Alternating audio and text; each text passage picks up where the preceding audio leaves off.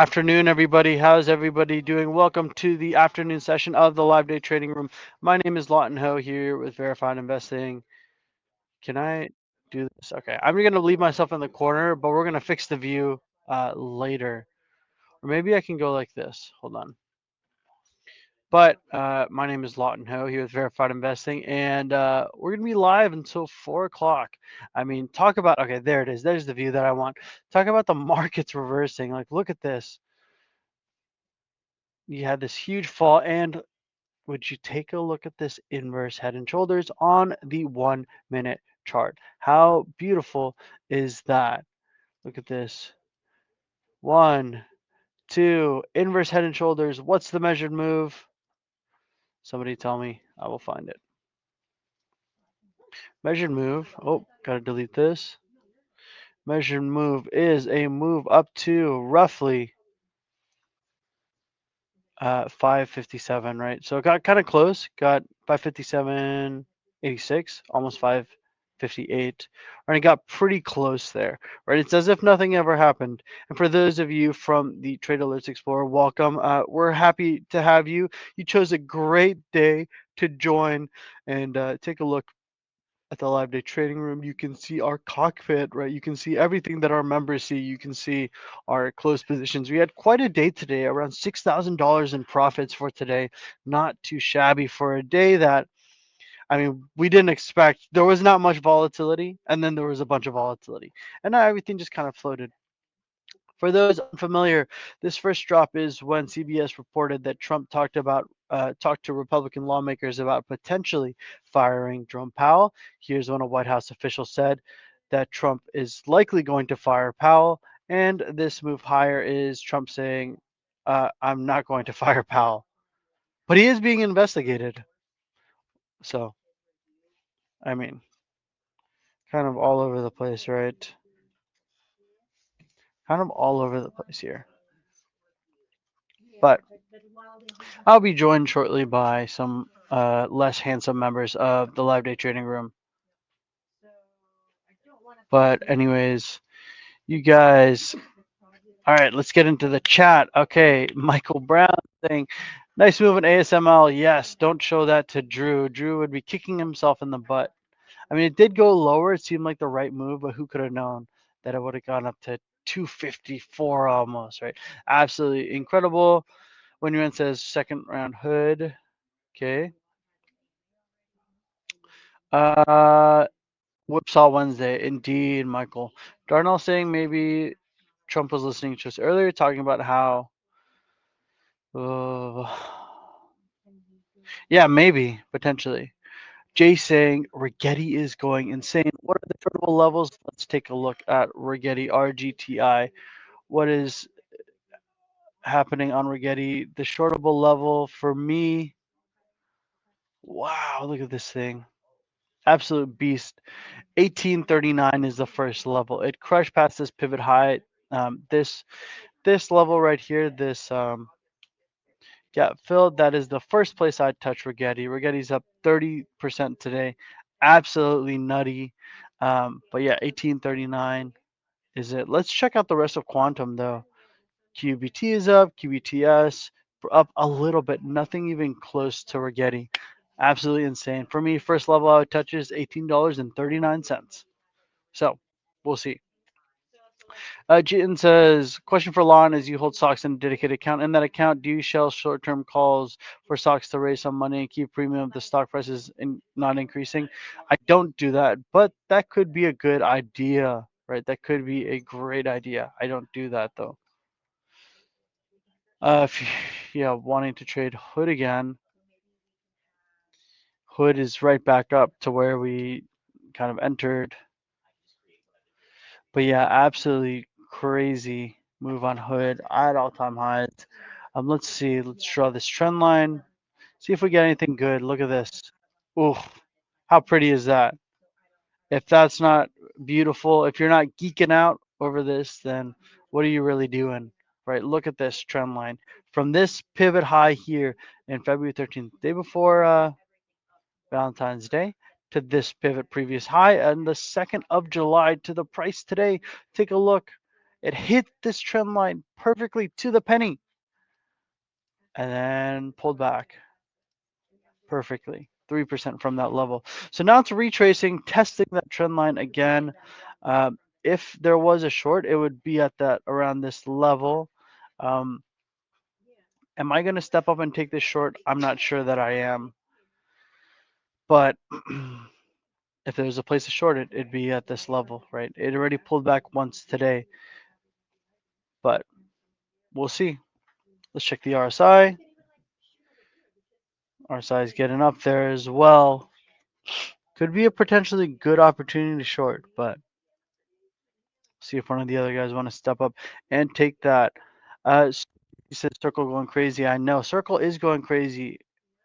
I should have taken profits at 170. What am I doing? Holding about it. Hey, hey, I'm jumping on here as well. Would you be interested on retesting Hood? I was showing them this trend line on Hood that hit perfectly. I don't know if this is why you shorted it.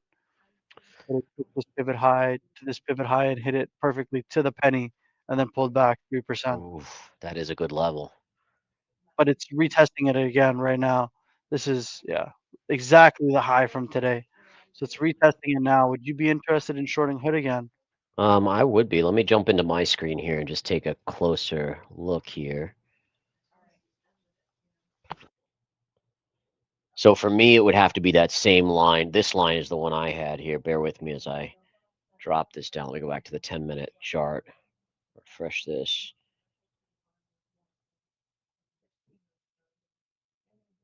So yeah, I think for me at least 104.60-ish. One basically a pierce of 104.50. I would. Yeah, that's a great trend line. It worked so well earlier. We scored a nice profit on that one. So let's take a look. Unless you want to take it, Lawton, if you want to take it. I'm good for now. All right, cool. So yeah, guys, I'll do a 1/7 short on Hood if we can in the next, let's say 10, 15 minutes, if we can pierce 104.50. A 1/7 short on Hood if we get above 104.50. Yep. Cool. Thanks for the heads up. Yep. Richard says hello on nice shirt. Thanks, buddy. Why is the S&P selling, dropping the last half an hour? I mean, I I think mean, it's if you not just really look at this chart, dropping. right? Look at this, right? So look at the rally. We just went from at 11:30 a.m. Eastern time from 6,200 back to 6260. So that's a 60-point rally on the S&P, and now we've retraced 10 points, right? So You're that's very expecting a normal. pullback. You're Yeah, expecting you a have to pullback. expect a pullback. And also keep in mind, even though Trump said that he wasn't interested or wasn't going to fire Powell, there's got to be a certain amount of investors that are still a little wary. Like just the fact this keeps coming up.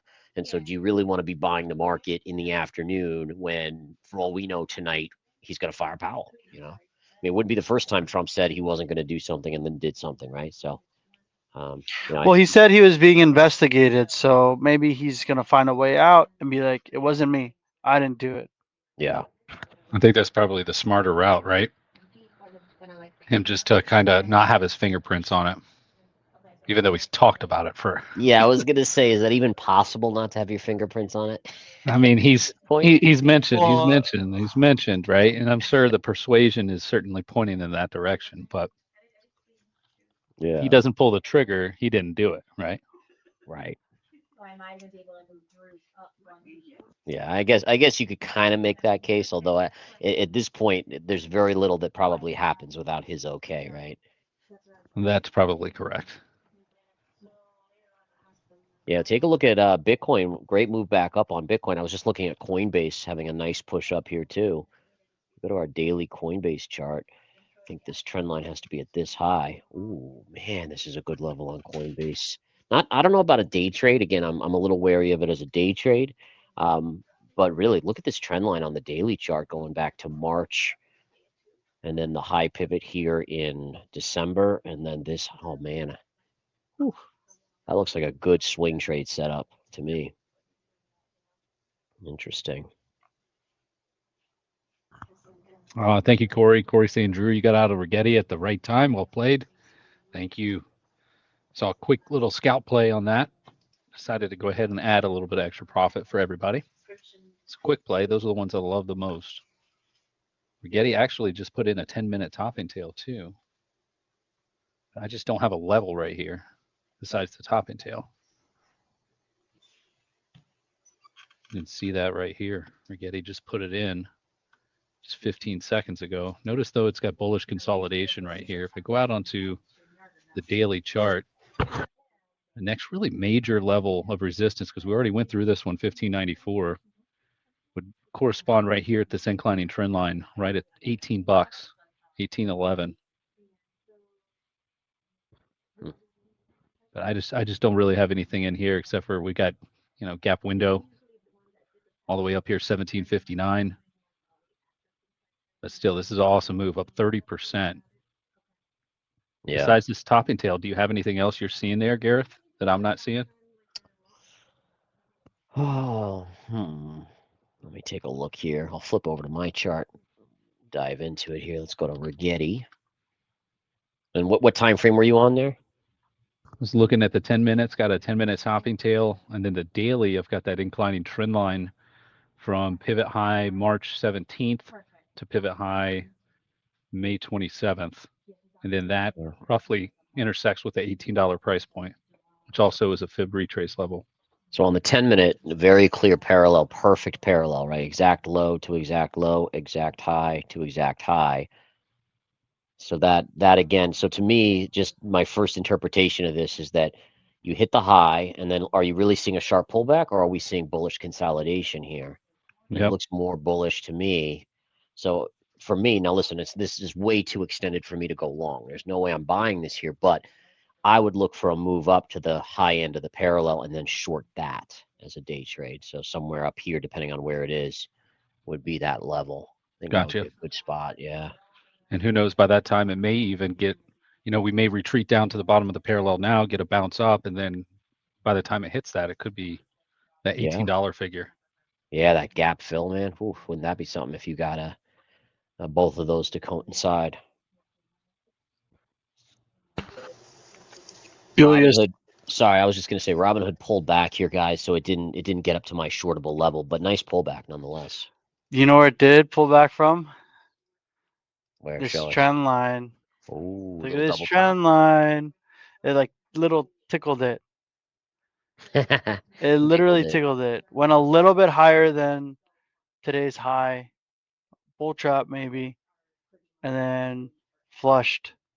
New highs, then flushed. Dang. Yuya says it's lovely seeing you all. Thanks, Yulia. Let's see. Ted got back into hood at 104.15. Good job. Wow, great job. Nice. Caught it before us. You know what I like hearing though, Lawton? You were talking about trend lines. I love that, my man. Oh yeah, speaking of trend lines, if you want to learn how to draw trend lines just like me, like I just did, and get some crazy levels, you can check out Drew's course. Mastering the overnight trade, the sleeper hold, something like those words in some order. I always get it mixed up. No, you hit it out Basically, of the park. if I could summarize, you find a setup, you take it, you go to sleep, you wake up to profits. Hey, that's the way to do it, huh?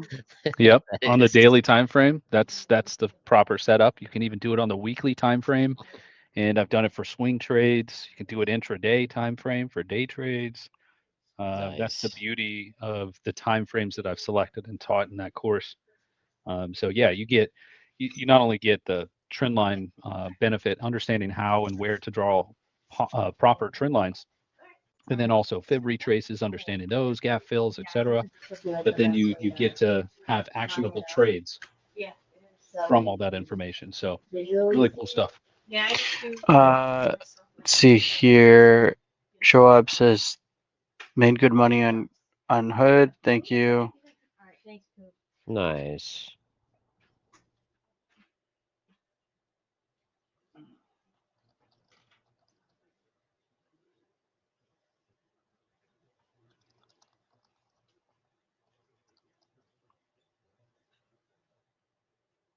Oh, I'm just nice, scanning Bells. through. I'm just scanning through here, guys, and again, I'm not seeing anything that really.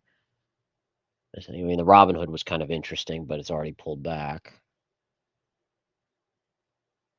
But yeah, I was just looking at the, on the in this cockpit here with the Trader's Cockpit. Again, it's cool to see they added this quarter and previous quarter now in terms of success here. So that's kind of cool.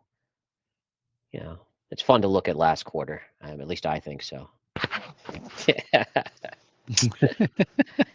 Cool $177,000. Oh, we're doing this again on the No, cockpit? no, no, no, no. I was just pointing out how cool the cockpit is. Oh, it's Come on, so you're in cool. second place. You got nothing to be ashamed about, brother. None of you guys do. 177,000. I'm pretty sure anyone in this room, if they made 48,500 in a quarter, would be pretty happy about that. So With a 90% win rate, I gotta say. yeah. Oh, you did beat me on win rate. I had the highest win rate, but Yeah. you gave 2 more trades than me. Yeah. So imagine if I just went quadruple the position size, then I would be equal to you There you go. in profits. I'd just have to quadruple my position size. Insane. That's all it takes. Drew with a cool 47,000 there. Ben with I 44. don't think these numbers are accurate. Drew had 48,000 though, right? Drew should have Yeah, had I it did. Yeah. Oh, I don't for know. last quarter, right? There's Yeah. the previous quarter. Interesting. Yeah, I had 48. Ben had 48 too. Yeah. Huh. All right. Well, we'll have to. So yeah, we can dive leave it like into this. I'm happy with the way it looks right now. Oh My man. number is accurate though. I'm pretty sure it is. Yeah, that is. Yep. It is. You did It's get. accurate. Okay. Coinbase, short on Coinbase. Somebody's asking. Coinbase is already starting to pull back. Wow. Yeah, I had that line that I showed you guys on the daily chart, but I just didn't. I didn't step up here. Yeah, he made too much money already today. He didn't need to make any more. Hey, listen, Just I buy always it. want to make more money because you never know when the markets are going to take it away from you. So get it while the going is good, right? But Yeah. But I also, I mean, keep in mind the difference between this hitting in the morning and now is that there's more volatility in the morning, and then also um, the time till the close. If I'm doing this as a day trade, the time to the close is much smaller. And now we have, 2.5 hours, less than that, 2 hours and 13 minutes until the close. So I don't have a lot of time to let it play out as well. And so would I take this in the morning? I probably would if we were, 9:30 or 10 o'clock. Now I'm kind of like, light volume float. Markets are just doing their thing and less time till the close. Gotcha. Veronica's asking if I'm wearing a Drew sweatshirt. It is. Yeah, it does say Drew right here. I have a couple of these sweatshirts that are Drew. Say Drew on them. And Drew likes them. Absolutely. Yeah, how can I not? I'm rooting for him. Do it there, yep. I mean, Okay. it was like a sixth sense. He got those before he even knew me too. I did. This one I got recently, so I got it after I knew you. I actually got it because I knew you. Oh, nice. All right, All that right. was a lie. It had nothing to do with you. Made me Had feel good nothing for to do about with 2 you. seconds. Had nothing to do with you. I like Ronik's comment. Solidarity for Drew. Nice one. There we go. I'll believe that. Is there a short opportunity on UEC if it goes to 770? Oh, wow. Wow. This thing is having a great day. This looks like a Gareth trade. UEC? Yeah. Wouldn't this be more Dr. B? I don't Small know. It's cap? a small cap uranium company. A Pierce of $8, I would short it. It's a ways away. But a Pierce of $8, I'd short it. Yep, gap fill right there. Yep, that's where I'd I short agree. it. If it squeezes up in there, you get a quick pullback. Yep, that's my area. Uranium is the new thing. No doubt about it. Yeah, These I don't. uranium small reactors or whatever they are. I still wouldn't want one next to my house. I'm just saying. You'd want it in your house, right? For your Oh yeah. bunker. When it gives me superpowers, absolutely. Yeah, your animals are gonna start coming out with extra limbs. Glowing at night and stuff. Yeah, Yeah. they're gonna start speaking to you. They already do that. Like the glowing thought. You're able to find them at night. Yeah.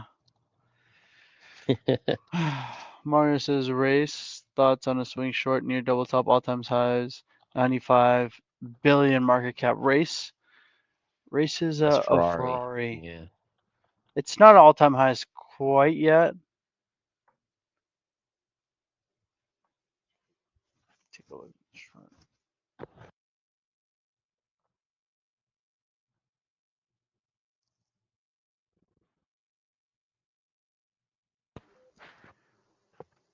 I mean, my question to you, and I'll share my chart. My question to you, Mario, is why are you shorting it? Is it just because it's at all-time highs, and you expect to short? You expect it to run into resistance just because it's at all-time highs, and then you would just short anything at all-time highs? Or do you have another technical factor as to why you think we should short Ferrari? This is not a stock that tends to move too much, I don't think. It's had a decent move, about 11% from these lows in June, and of course, from Liberation Day lows, it's up only 30%.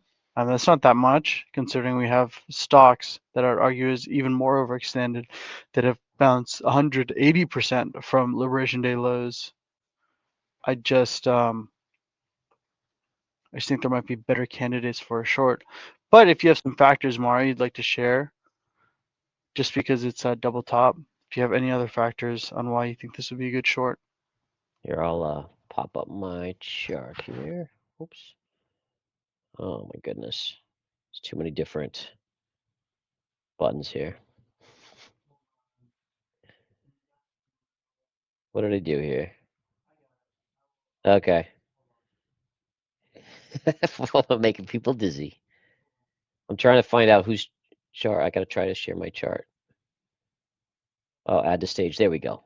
All right, there we go. So just, We're at the bottom, though. I'm trying to move us to the side. oh, I think if you go to, if you take us off and then add us, oh no, it still goes back to that. Wait. All right, I think I got it. I will. There it is. Okay. No, it's not putting us there. Oh, no, now, oh, look at that. All Okay. right. Let's just get rid of Gareth, everyone you're but in, me. you're in the trading floor. I know. It's awesome, man. It's Look one at of our that, new man. Let's. new junior traders behind me. Pretty cool. All right, anyways, back to the Yeah, a couple charts. more. Now I still don't know how to add you guys, but we got to get them to fix these buttons at the bottom so it just gives us the layouts we want. I Okay. think I think I could do it. Okay. You can talk through this chart and then I'll do it. Okay. Okay. All right. So the first thing, yeah, as we get distracted by shiny things. No. As the first thing that I'm seeing on race is this trend line. So again, is this a short-term inverse head and shoulders? Is it a breakout? And this is just one of the things. Listen, do I think this stock should come in? Yeah, probably eventually, but the chart for me would not be a screaming short. There's better opportunities to short, mainly because of this trend line, right? So again, it might fail. Maybe it comes back in, but the risk is that it's going to go higher here. It'll have some resistance at around 509, double top. But then if you're looking for where I would short it, maybe up here at 520. Upsloping trend line right there. That's at least what I would look for. All right. All right. Let me do this. Okay. Okay. Add myself. I'm gonna remove you from stage. I'm gonna remove this. I'm gonna add this. Let's go like this. How do I take you out of there? I'm back. You can't get rid of me. Okay. Oh, there we go. Okay. Full screen. Now I'm gonna do this. What's that over your right shoulder? Is that a crystal ball? This is your crystal ball that almost set everything on fire. That's true. He You almost knows. burned He's my doing house it. down. Okay, now watch I guess this. Wait, you didn't see wait that for it, coming, huh? guys. Wait for it. Hold on.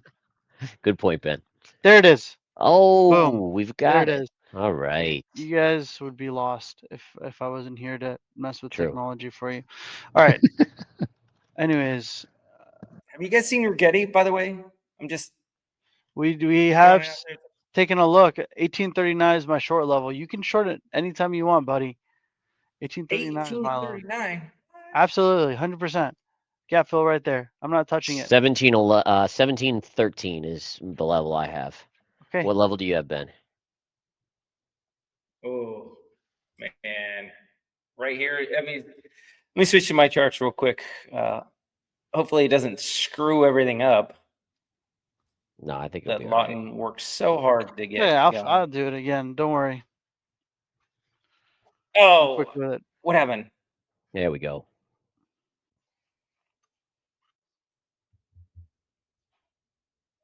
Okay. So you do have this upsloping I don't know if it's me. trend No, it's not you. It's Ben's breaking in and out. on the 1 minute He's in the middle of the woods in Oregon. time frame. Yeah, he's just. I feel like I'm moving in slow motion. I feel like this is what, in action movies when a bullet's coming towards you and you're reacting in slow motion. That's what's happening. So I'm going to translate what I think Ben was saying. You see that blue trend line on his chart that the price is on? If it breaks that, you should get a move down to that VWAP band down there around 1583. I think that's what he was going to say, or is trying to say. I could be wrong, but I think we've lost him. All right, I'm just gonna. Yes. That's what I was going to Okay. say. Are you back? All right. This is. Yeah.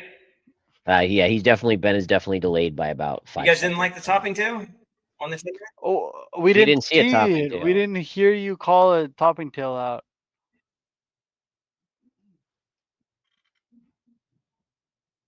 All right. I think Ben needs to get better internet wherever he is. Yeah. Anyways, where were you short it? I would love to get better internet. Let's see. Like I can show it on my charts, and you just tell me where you want to short it. It's at the 618 favorable retracement right now. Okay.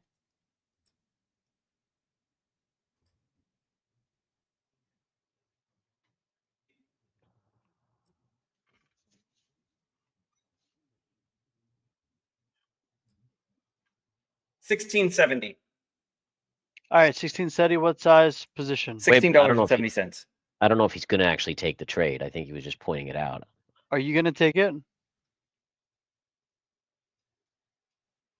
Yeah. I'll take it What the- 1/20th. $16.70. Okay. Okay. All right. So $16.70. Ben has an order out to short Rigetti RGTI, a 1/20th position. For those of you unfamiliar, that's 5% of our account value. So if you have 100K in your account, that's $5,000. So it's going to be a 1/20th position on Rigetti short at 1670. He may not have the best internet, but the levels are still the levels. And something I can recommend for you, Ben, is can you stop sharing your screen? Just take it off, and that might help at least audio come through, because I don't assume you're going to be sharing your charts anyways. Yeah. So just stop sharing your screen. I'll pop mine up here. I think that was your screen. That's Oh, one that of was the my reasons screen. that I'm not using my internet. Can you stop That's one of the sharing reasons your I'm not screen? using a camera. yeah, I was Yep. going to say, Ben, try to I'm stop not sharing my sharing your screen. screen. You No, are no. sharing your screen. But you also have to just cancel it out because it's still at Yeah. the bottom. Click the X. Okay. There we go. Oh, there you go. Sorry, guys. Technology is. Done and done. Yeah. Shares are limited. Yep. Shares might be limited on this. I've seen a couple questions. We'll see if we can get into this as we wait for this Rigetti trade to play out. I think a couple people are all asking about levels for potential the Netflix earnings, what we anticipate in Netflix. I know Gareth is going to pull it up and draw some amazing levels here on Netflix. All right, so number one, this trend line right here was a perfect. You can see every time it hit, pulled back or went sideways, finally hit, and then we got this nice pullback. What I like going into earnings on Netflix is that you have a wide range red candle here, and then these are all inside bars. And so when you have a wide range big candle that's red and you get inside bars, that's essentially forming what we refer to in technical analysis as a bear flag or in spirit of bear flag. And so right away, the bias would be slightly negative going into earnings at these levels. Having said that, if it drops, let's just go on the assumption it drops, and we are counter trend traders, which is what we do. So we look to buy support and sell resistance. It's at 1258. First big support would be at 1180 for me, right here. You can see this, basically this base point right here going through. Look at all those flat bottoms right through here, here, here, and here.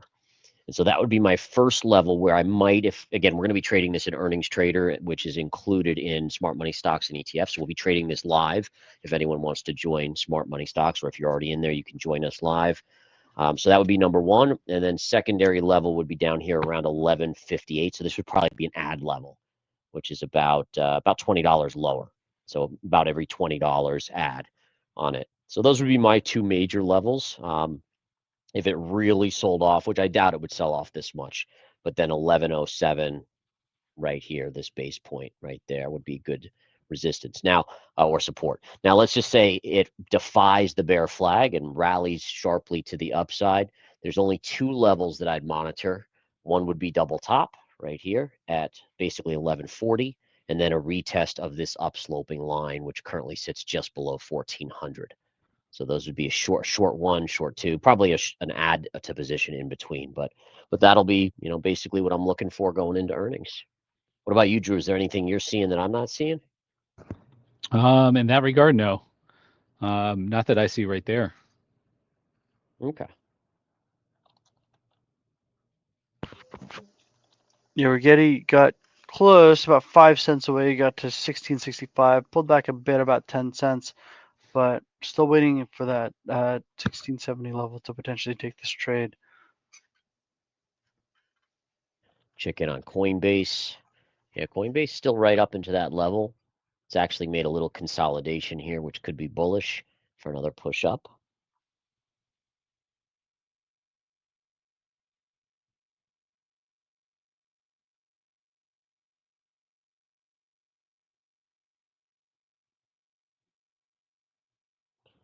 Gold really turned around today after being under pressure early in the day. Look at what it did when the rumors of firing Jerome Powell came out, and then it came back in. And that just shows you everything you need to know. It's the safety trade, get out of essentially risk assets and even, to be honest, probably treasuries and the dollar to some extent, and buy into gold. And then once Trump said, no, that's not what we're thinking, then gold came down. But you can see gold still inching back up here, which tells you that the market is still uneasy that he could end up essentially still doing it.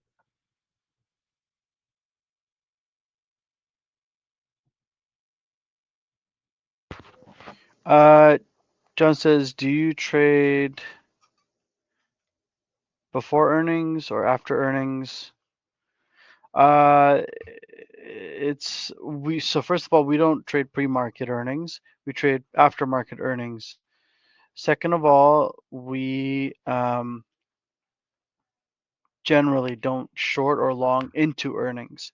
We do it during earnings, right? So earnings comes out, then we'll, if it comes and hits our level, then we'll get in, right? So generally, we're not gonna crystal ball it as Gareth does sometimes and try and predict what's going to happen into earnings.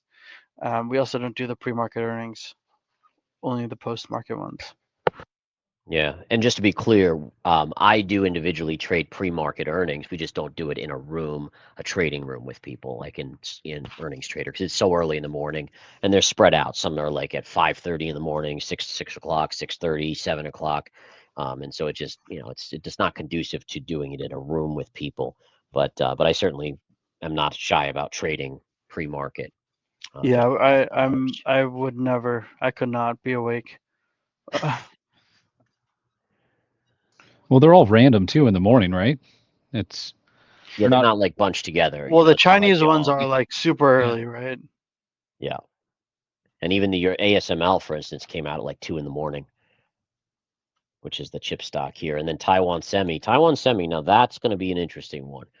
I went over this morning, but I'm not going to do it, but I'm tempted. I would be tempted to short this going into earnings. Very rare I would do that, but when you have this trend line here and you got to retrace to the scene of the crime, and upside should be semi-limited with maybe $5 to $10 upside, and then the downside could be pretty substantial here. So yeah, it's a interesting chart. Expectations are insanely high for this, so they better come and basically, like I say, cure cancer to continue to go up. So it wouldn't shock me if they have. I honestly think they're going to beat earnings and probably give a decently good outlook, but I still think it could trade down on that just on profit taking. We saw that on the banks too. The banks had good earnings, most of them. Wells Fargo not so much, but most of them had good earnings, but they still traded lower.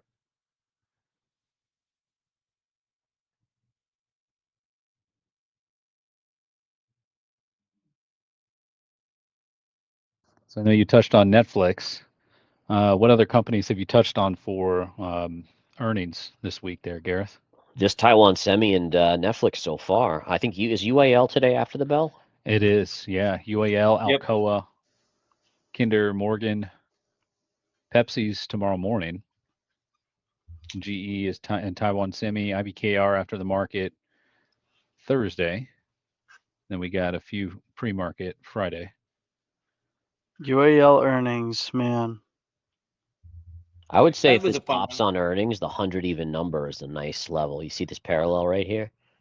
That would be right up here. Would be a pierce of 100 basically. That could be interesting tomorrow if it does happen. Oh, nice. And also From look at this. Look at this too. Look at this trend line right through these lows here. Right intersecting. So you're coming right into the underbelly of this area here. wow, and from that big drop that we're seeing there on Gareth's chart from what is that? When was This is the it start of it. January? January. Yeah. Yep. Yep. So that drop from January down to the pivot low in April, the 786 fib retrace is 102.30. So that all aligns up right there at that $100 area that you'd mentioned. Plus, we're bull Nice. flagging right into it, right? Yep. Yeah, right here, a little bullish consolidation. Within what's interesting, it's within a more bearish consolidation. So this is the difference where you get macro and micro pattern formation. So the micro, which is the short-term pattern, is slightly bullish going into earnings, while the macro, the bigger picture, is still actually bearish. John saying he's going to short TSM into earnings. All right, good luck, buddy. Good luck. We'll be keeping Yeah, our fingers I hope crossed it for works you. out for you and for Socks. Yeah, that's true. Jeff says he's sitting at the port in St. Thomas, decided to jump on and see what's going on, and he may take the Rigetti short. Cool. That's the way to do it. If it can get up there. Right now, it's just not doing anything. It's chopping right out 1650. I see a head and shoulders pattern on Rigetti. On the 1 minute? Yeah. Based on the RSI action, Yeah. you guys, this thing, if it stays up the rest of the day, it's gonna have a pretty big flush out tomorrow. While we're waiting on that trade to hit, I did want to revisit the trade I had this morning, just ever so quickly. Notice when we got out, we were bear flagging right here. This is a great learning example for what happens when we have failed moves on charts. This is a bear flag implying that we're supposed to be going down further to the next level, but we failed on this move, and we have some of the biggest moves to the upside whenever there's a failed move. And one might be saying, well, Drew, why didn't you hang around for that? Well, I'm not going to be getting any one of us into a trade with the percentages that are lower trying to lean on a failed move. The odds are predicting that the stock will drop right here.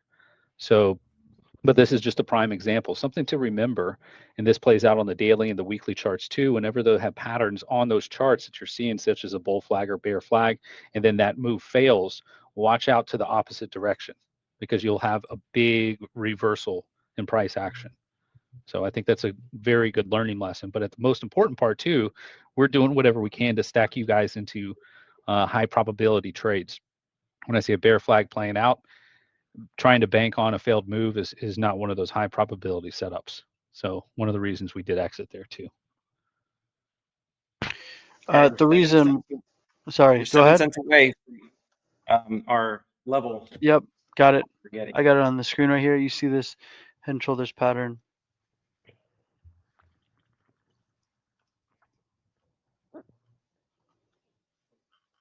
See if we can hit this. I would like a lot more. I mean, I would like a little bit more volatility in this thing. Why aren't we starting our shorts already in TSM? Because even though it favors a move pullback into earnings, could really go against us. Yeah, listen. So this is the key, and this is for a lot of newer investors. This will be very important. Is that probabilities can range from 1% odds to 99%, right?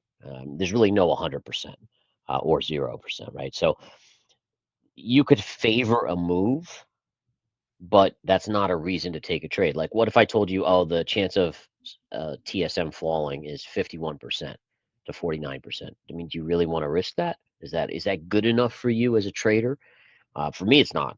For me, it needs to be 75%, and it doesn't just need to be 75% chance that I'm going to be right. I also have to look at the risk versus reward. And so, what's the risk reward? Well, let's say I have 75% chance of winning on a trade, and I can make $1 if I win, but if I lose $100. Would you take that trade? I probably wouldn't. I mean, if I'm going to lose, 100 times what I could make, then the risk reward doesn't match up as well.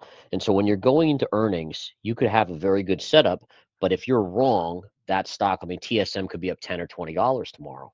And so you have to kind of balance that out. Now, I don't think it would be up there, but on earnings, it's a wild card. I mean, if they give you everything you could want as an investor, it could be up 10 or $20. And so again, you have to just weigh the risk versus reward plus the probability, and it all has to align. So good lesson there.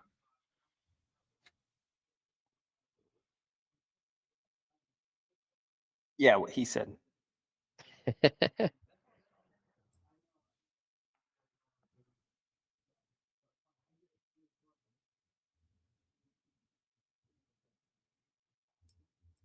Robinhood's quieted down a little bit. Nothing going on there.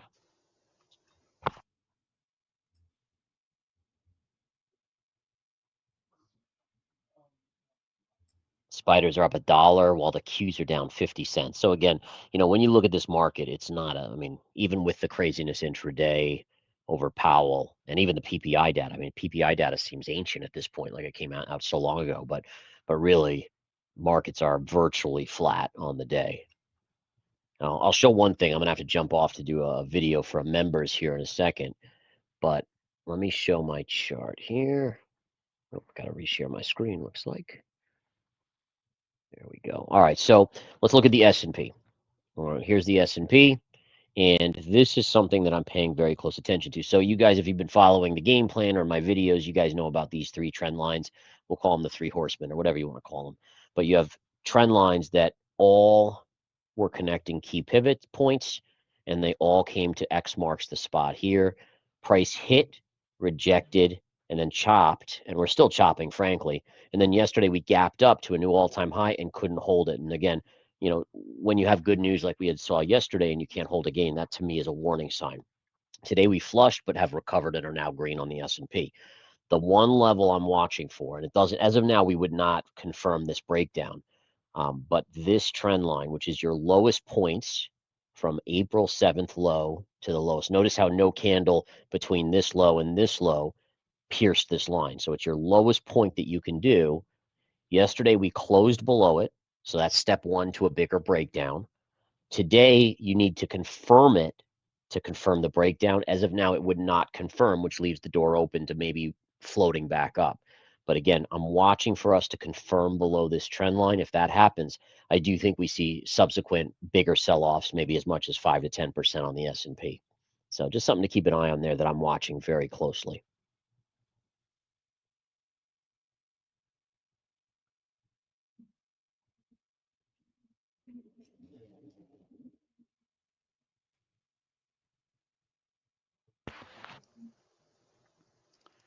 Darnell says, when a person is wanting to invest in the VIX derivatives such as UVIX, would a person chart the VIX or the S&P 500? Because I think the VIX is based on the S&P 500.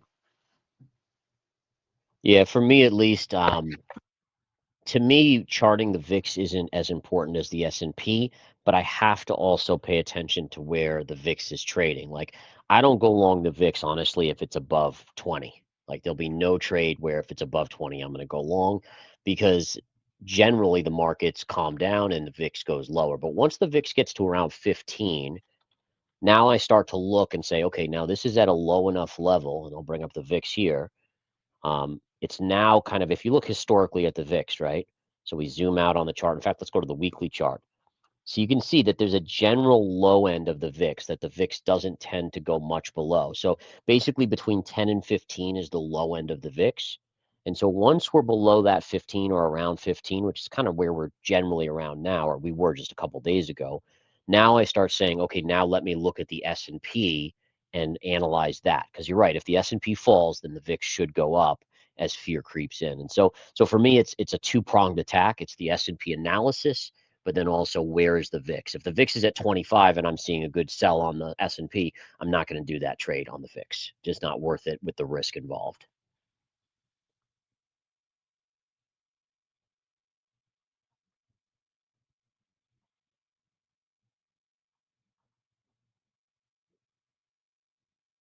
By the way, you can see on the VIX, look at the VIX spike when we heard about firing Powell. That's pretty, it went from 17 to 1950. That's quite the move on the VIX. And then it all came right back in there. Amazing. You see the VXX jumped to about 48 and came back in to about 46. Yeah, I was looking at that chart in the morning session, and I was looking at where price was last when it was at $15 on the VIX, and that was back right before we had our huge collapse in February. And Hmm. so it's like retraced to the scene of the crime. We should get a little bit of a bounce, and sure enough, that's exactly what happened today. Nice, yeah. Yeah, GE earnings are tomorrow too. I mean, this stock has befuddled me for a long time, but just based on trend lines, what should happen here, guys? Look at this trend line here.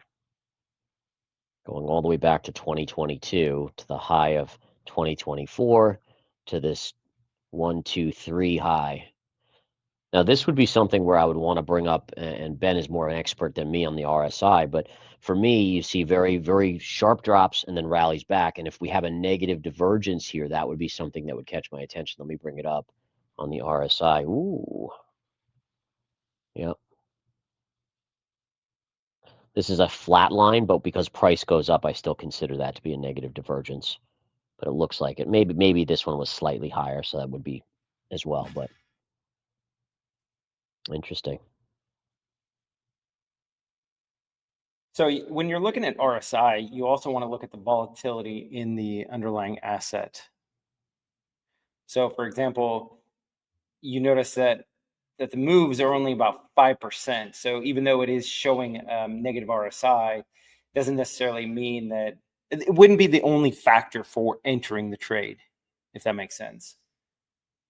Definitely does. Yeah, and that's why at the very least you have this trend line here, which is it's Yeah, prices absolutely. right up into that. And it keeps hitting on that, right? Just like the RSI keeps getting up to above 80, 70, 80, getting to 70. It's hitting on the 70 and 80 just like it is that trend line. So it's quite nice.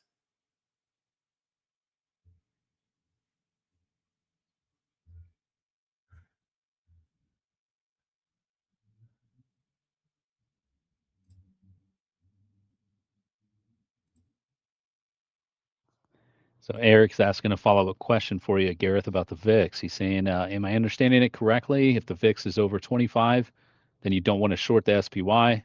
So if the VIX is below 25, then you're comfortable shorting SPY at the tops. I don't understand why we shouldn't short SPY when VIX is around 25. Yeah, so you can still short the spiders. The question was, would I go long the VIX, the VXX, or a variation on that. And I don't like to go long the VIX unless it's very low, because honestly, it can just go down and down and down, right? S&P as a trader and a swing trader, you can play lots of different levels. But for the VIX specifically, for me at least, I've learned to kind of be patient for the VIX to come down to about 16-15 before I start nibbling on the VIX itself. And part of that too is that the VIX, I mean, like just like the markets, the VIX, there's always a tendency for investors to want to buy the dip, right? And we saw this recently is like, when you go back to the VIX and we had that, Liberation Day sell-off, the VIX went up massively to like $60, and then it basically pulled straight back down to 16 to 15 here. And so, if you bought at 25 or 20 or whatever, I mean, that's a lot of downside there. And again, what I found because of human psychology, people always want to look at the bright side of things, which forces that VIX to come down, even if the markets aren't making new highs. And so you might get a bearish pattern on the S&P, and it doesn't mean the markets can't sell themselves. But yeah, for me at least, if I'm going to buy the VXX, I like to see it down in the lower ranges. So it's there now, to be fair. I'm definitely in the VXX now. Is 104.50 on Hood still on the table? Not for me, no. There's just not enough volatility in Hood right now anymore. Okay, fair enough. Our pet says, Yeah, that's the issue. I was gonna say that's the issue I'm running in with Rigetti right now. It's not doing anything. hasn't. you're right. I mean, it hasn't hit your level, anyways. So, but Well, that's what I mean. But it's just bull If it- flagging, if anything. yeah. Right, that's what I was thinking. Our pet's asking if we're still going to bring futures trading to the LDTR. Gareth. I don't think in the LDTR we're going to try to have a separate room, because I think that it's going to get too confusing if I'm looking to play the spiders, but then someone's trying to go long the ES futures. I mean, basically that's the same trade, right? So I think we'll just continue to do what we do, which is trade the ETFs in the live day trading room, but then we can at some point offer a separate room that if people just want to trade futures, that that will be available. So we're just finding a couple Also, more good quality traders before we launch that. it doesn't the futures markets usually start trading? I mean, earlier. So Yeah. at like 8 o'clock instead of like the regular stock market trades at like 9:30. Exactly. Yeah. Yeah. If you're doing a futures trading, you're probably going to want to trade between 8 and 10 o'clock or something in the morning, because that's when the economic data hits. You'll get more volatility at those periods, and then into the stock market open. Mm-hmm. Yeah. So if you guys are interested, learn how to do some futures trading. You could actually join both rooms, get some trades, you junkies, Mm-hmm. before you hop on with us. That's the real, yep, for the real hardcore traders.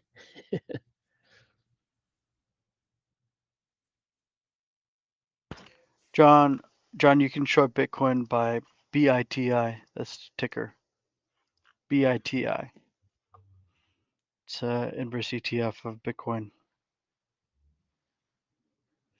Darnell's asking if we have any courses that include how to trade the VIX. I don't, but at some point that would be a short course, to be honest. Probably only about 30 minutes, but I'm sure we could put something together. I have a lot of knowledge. I'm sure the other traders could add to it as well. Yeah, the little nuances of understanding the VIX and what goes on there.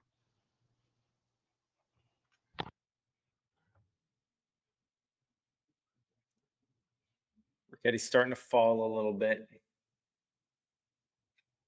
All right. Well, at this point, snow volatility, put in kind of a bull flag.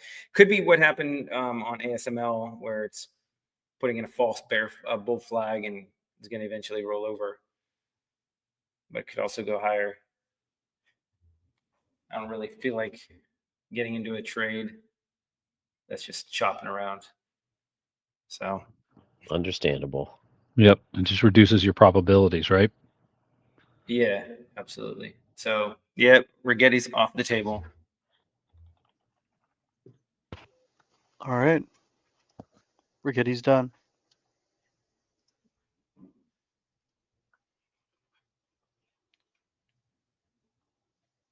I think this morning, something that was very, very a good example, and you're seeing us have to do it this afternoon because things have really quieted down. But this morning in my Robinhood trade that you guys can see in the closed positions on the cockpit, it literally danced around my level for, I mean, even coming within 9 cents of my level for probably 30 plus minutes. It stayed within, let's say, 75 cents to 9 cents. And I just stood fast and I said, hey, listen, I want my level above 104 or I'll pass on it. And, sure enough, it finally did it. We got it. And then we made, I think we made about $1.20 on it or whatever it is.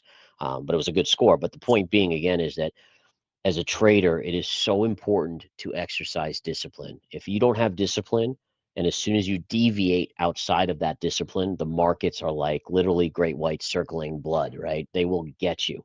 The markets have algorithms that are looking for traders that are careless, that are doing stuff, and they'll push charts in the opposite direction. It's really amazing. And so my point is, again, is the discipline now that we have to exercise. I mean, would we all love to be in 5 trades right now? Sure. But why get in 5 trades if we're going to lose money? I mean, I don't want to give away my hard-earned money. I don't think anyone else does. And so again, as a new trader, and I went through this in my first few years, even my first 5 years, is that we have the gambler's mentality. We want to be in a trade. You want to be in the action. And then over time, you learn that, man, when I do that, it costs me money. I don't like giving away money, especially to Goldman Sachs, who's trading against me, or BlackRock. Like, screw them, right? So ultimately, that discipline, you have to find it and you have to use it. Because again, it's the difference between being a profitable swing trader, day trader, and a losing one. For sure. Steven says, I'm looking to see whether there's a valid head and shoulders and USD, Japan, yen. It looks like the neckline is sloping slightly downwards. Could you please help me determine this is valid? I can already tell you it's not valid. Which time frame though? I'm assuming daily. If you scroll out. Oh, yeah. Yep. This I actually annotated this. I actually still think it's okay. Even though it's downsloping? Yes, and I'll show you why. And this is one of those little secrets. So when a tail does it, it's actually still okay. If you had a body that closed below that, then to me it would be invalidated. But Okay. the tail, it's just the little tail there that goes below here and here, and so therefore you can still make a case that it's still a flat horizontal line. But yeah, you can see I already have it annotated and where the target would be. Which again, if this plays out, who knows if it will? But if it does trigger, holy cow. I mean, that basically tells us that the yen will strengthen massively against the US dollar, driving the dollar yen to 118. Geez, that would be bad for the dollar. Oh my gosh, yeah. Yep. And then look at this chart too, the US euro dollar. Look at this. I mean, this to me is, I think I've gone over this before, but what this tells me about the dominance of the dollar is honestly scary. Here we can clearly see that you had a trend, which was a downtrend in the US. And basically, the euro was weakening against the dollar since 2008. Well, that was since the financial crisis, right? But look at what happened over here.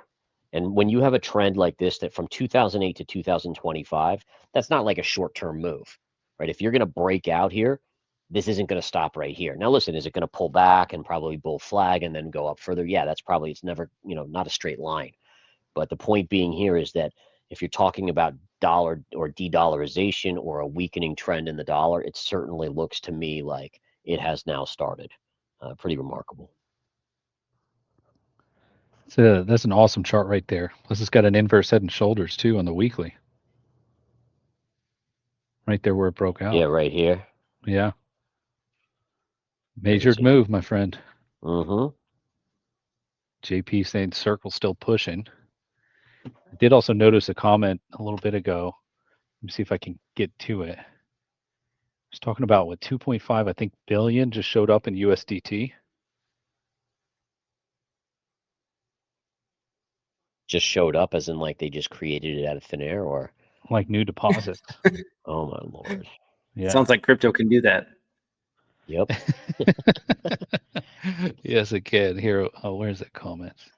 Haven't you guys heard about the verified investing stablecoin? We just mark it to the dollar, but we can create billions of them. That's great. That would be nice. When is that launching again, Gareth? Yeah. Oh my gosh. Really soon. Really soon. All right, it's in the works. Can people start pre-ordering? No, I'm just kidding. It's the verified coin. Verified. It's the Come up only with this. verified stable coin. It's the only verified stable coin. I like that. That's a good selling line. Yeah, it looks like Christoph said it here. Over 2 billion in fresh USDT just showed up on derivatives exchanges in a few hours. Crazy.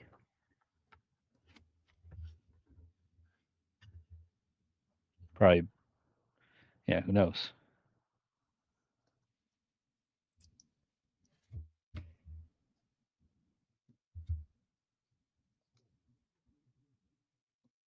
Yeah, I'm still, and again, it's probably that I just don't fully understand it. But if you have a company that has a stable coin, and that basically they take their stable coin and they buy U.S. Treasuries, what's to stop them just from increasing the money supply of the US, right? Because if they're creating, like, imagine it's essentially like a printing press. So I'm printing US dollars, it's just in the form of a stable coin, and then I'm buying treasuries with it.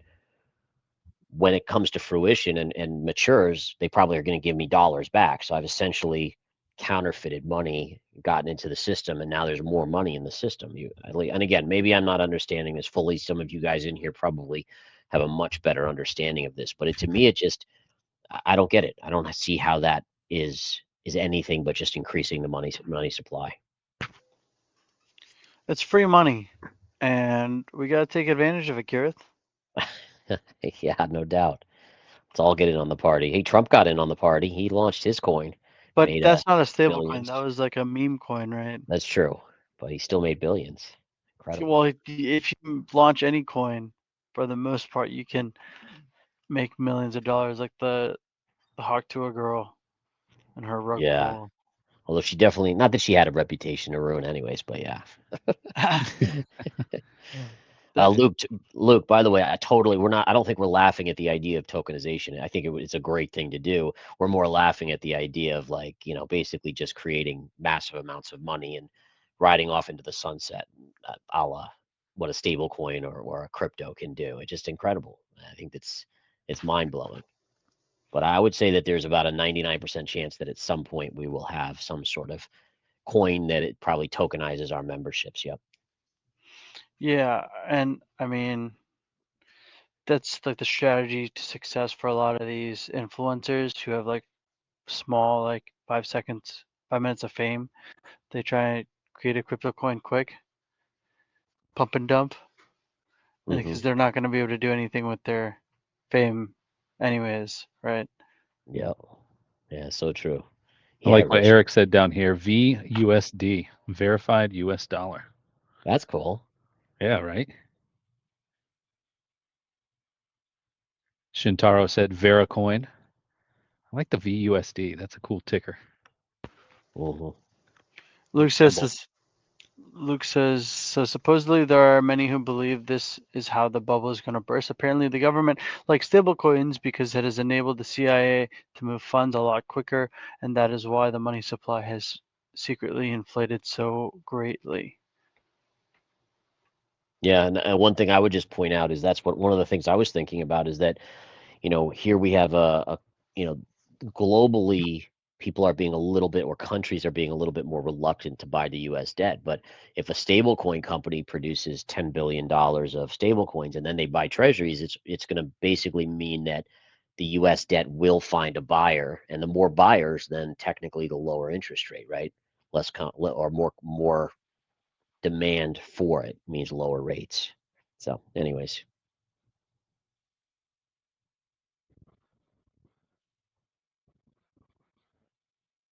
yeah, wild stuff, guys.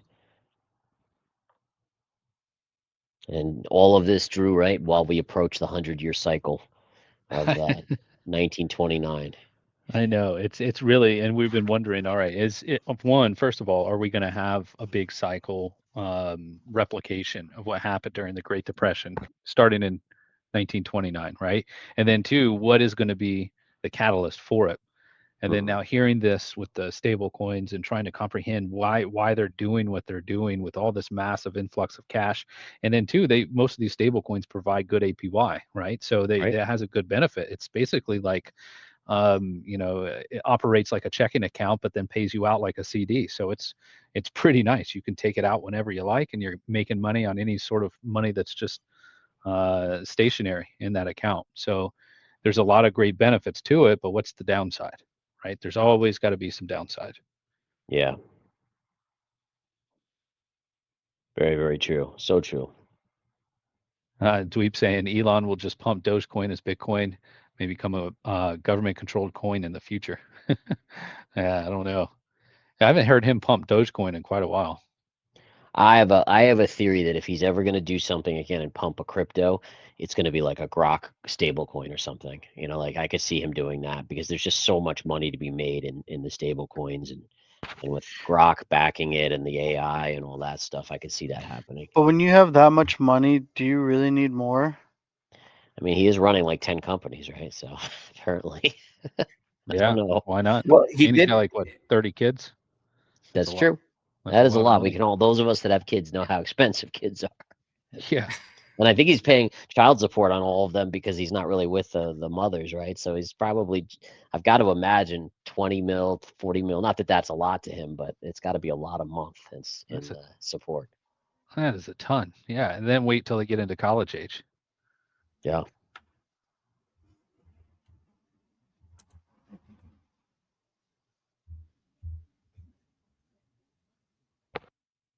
Well, 100% they did, Igor. Igor said it seems like they tried to replicate 1918 with COVID in 2020 compared to the 1918 Spanish flu. Yep. Isn't that kind of eerie? That just shows you it almost was somewhat identical. Wild.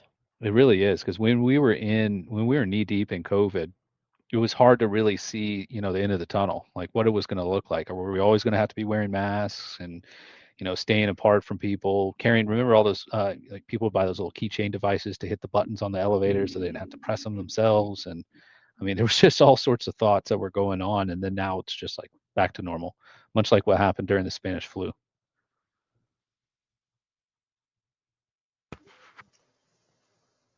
But it's good to take home with that too. It didn't happen right on that exact year. If you remember, COVID really started breaking out, I think, in China around 2019, towards the end of the year. So it was about 101 years past that anniversary date. So in this cycle, does that mean because the cycle is coming out, we have to short everything? Well, there could be a giant spike into that climax. Yeah, that's the bigger question, right? Yeah, because we were coming off at that time in the roaring 20s. And if you go back on the SPX all the way back there to the 20s, there was a monumental push up in the markets as far as percent. Here, I'll go all the way back there too and pull up that chart. Just give me a minute.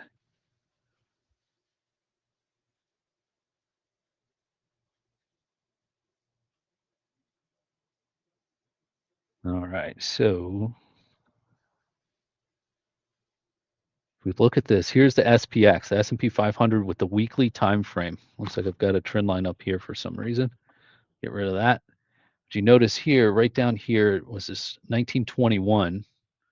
The markets ripped all the way up 397% up until September of 2029. And actually, let me zoom in, make sure I get the right month on that pivot high. Yeah, September 29. And then everything started to change. And from September 29, dropped down 86% by July of 32. And then we put in the bottom. So are we going to have this exact same setup? Maybe. History doesn't necessarily repeat and likes to rhyme. It's a saying I stole from Gareth because I do. I think that's one of the best ways to describe it. So we've already really been pushing up, much like this. If we go to current time, I mean, it's really kind of mind-boggling to think too. If I scroll back out, look how low that was. But regardless, Flip it to starting. your log chart so it's in that. I think that'll give us a better perspective. Oops. The little settings button. Yeah, there it Yeah, there is. you go. And logarithmic. There we go. So yeah, that gives a better general incline, right, than just being flatlined back here in the 20s and 30s. but you can see and I'll flip it to the monthly so we can maybe, yeah, there we go. All right, so the 21st on 1921, that's when we really started pushing up. Well, you see here too, we had COVID right here in 20. Then we had a little bit of sell-off starting in 21, going through to 22, but then it's just been straight up. And you can argue, even with the COVID deviation, that we've really just been straight up since all the way back here, since the Great Recession. Now, COVID, everybody was panicking here. I knew individuals that, were selling their retirement accounts, and then they're not too happy now. But that was, and look at what a small dip that is on the screen compared to really what this could amount to. Doesn't Yep. mean we're going to have exactly that sort of same thing play out, but it probably similar. Yeah, I agree. And a couple other things that are interesting here. I'll share my chart here. So I was just doing a comparison. This is the 1920s on the Dow, and this is obviously more recently. And I was looking at since COVID, right? So if you look at the low where the bull market in the 20s started, or the roaring 20s, it was basically right around the low was right around what would be the equivalent to the COVID low, right? This was 21, so it was a year earlier technically with the COVID collapse, but then the bull run started, and we all know that's kind of where the bull run started as well in the COVID era with the COVID collapse and this run in 21. And you can see the vertical nature, the end of the move, and then look at how fast it reverses. That was the stock market crash in 29 right here, October 29. But here's your COVID low here, and you can see the run we've had. So it is possible to see. I mean, could we possibly be still waiting for that final blow off top on the Dow that could end up taking us maybe to 50K or so, maybe or above 50K? It's possible. You know, what would be the equivalent of this? And one other thing I was just thinking about is, the roaring 20s, right? You could argue that we're in the roaring 20s now, which is the same cycle, that 100-year cycle where, here I'm looking up like what caused the roaring 20s, rapid growth in the US economy. Well, we've had low unemployment and growth now for many, many years. Mass production of new industries. Well, AI is obviously huge, data centers, all of these things like that. A consumer culture increased expansion of credit, people buying goods, which we know that the US economy is based on the consumer. Stock market speculation. The stock market experienced a significant bull run, with many Americans investing on margin. So again, people borrowing money, all of these type of things, really kicking into it. So yeah, it's kind of interesting to say the least, the similarities. It is wild. I think I don't quote me on this, but I think the U.S. was in debt because of World War One then as well. Um, but obviously not to the extent I don't believe that we are now. But yeah, I mean I know after World War II, same thing. The U.S. was in debt, but yeah, it certainly paints some dark storm clouds on the horizon for us. Which again, none of us want to talk about it or believe that it's going to happen, because if something like that did happen, it would be we could always say, oh, well, we'll trade it, and we will, but you still don't want something like a Great Depression. I mean, then everyone around you is suffering, and yeah, things just get really, really bad. But at the same time, I'm a big believer that I'd rather be prepared and think about what could happen, even if it doesn't happen. If it doesn't happen, great, we just continue on our merry way. But if it does, I'd rather be more prepared than not. Absolutely. Absolutely. We might as well know, might as well learn and understand, be prepared, because you can't prepare once it's already happened. No, for sure. And so we've got some years to do so. And then the other bright side about this too, from what I see with my cycle studies, the 30s are going to be great. They should be great economic times in the United States. Alan has a great comment, and I'm going to read this answer, then I'm going to head off for getting ready for trading the close. Alan says, respectfully, concerning regarding cycles, is selectively choosing one's events to support a desired narrative. For example, World War I was 1914, ended in 1918. Huge events in human history, but never mentioned these days in 100-year cycle discussions. Normally with wars, they generally follow about a 60-year cycle. So and again, this isn't every 60 years to the T, it's going to happen. But if you go back from World War One, what do you have about 60 years prior? We've got our Civil War that happened here in the U.S. Then you go to 1945 for World War II. Then fast forward 60 years, then we had the War on Terror, and the War on Terror was international, right? After Yep. 9/11, and after the attacks after us going into Afghanistan, then it became a big coalition of countries fighting against this war on terror. So, I mean, the wars work a little bit differently than some of the market cycles, and that's at least my understanding of them. No, that, and I'm glad you're pointing that out, because I do think, that answers that question very well, just to the mere fact of, you're right. Sometimes it's like, wait, but they're not mentioning World War One or this or that. But different things have different cycles. And if you really start to learn, and Drew's going to have a course out later this year on this stuff, it's really fascinating. And you really start seeing it. I was even looking into the solar cycles, um, solar activity. And it's actually remarkable how the height of solar activity and the lows of solar activity coincide with major events, almost like it's having an impact on us, Wow. as humans. Something else for you to look into, Drew, at some point. But it's you can almost see like the peaks of solar activity, and then the drops, or the valleys.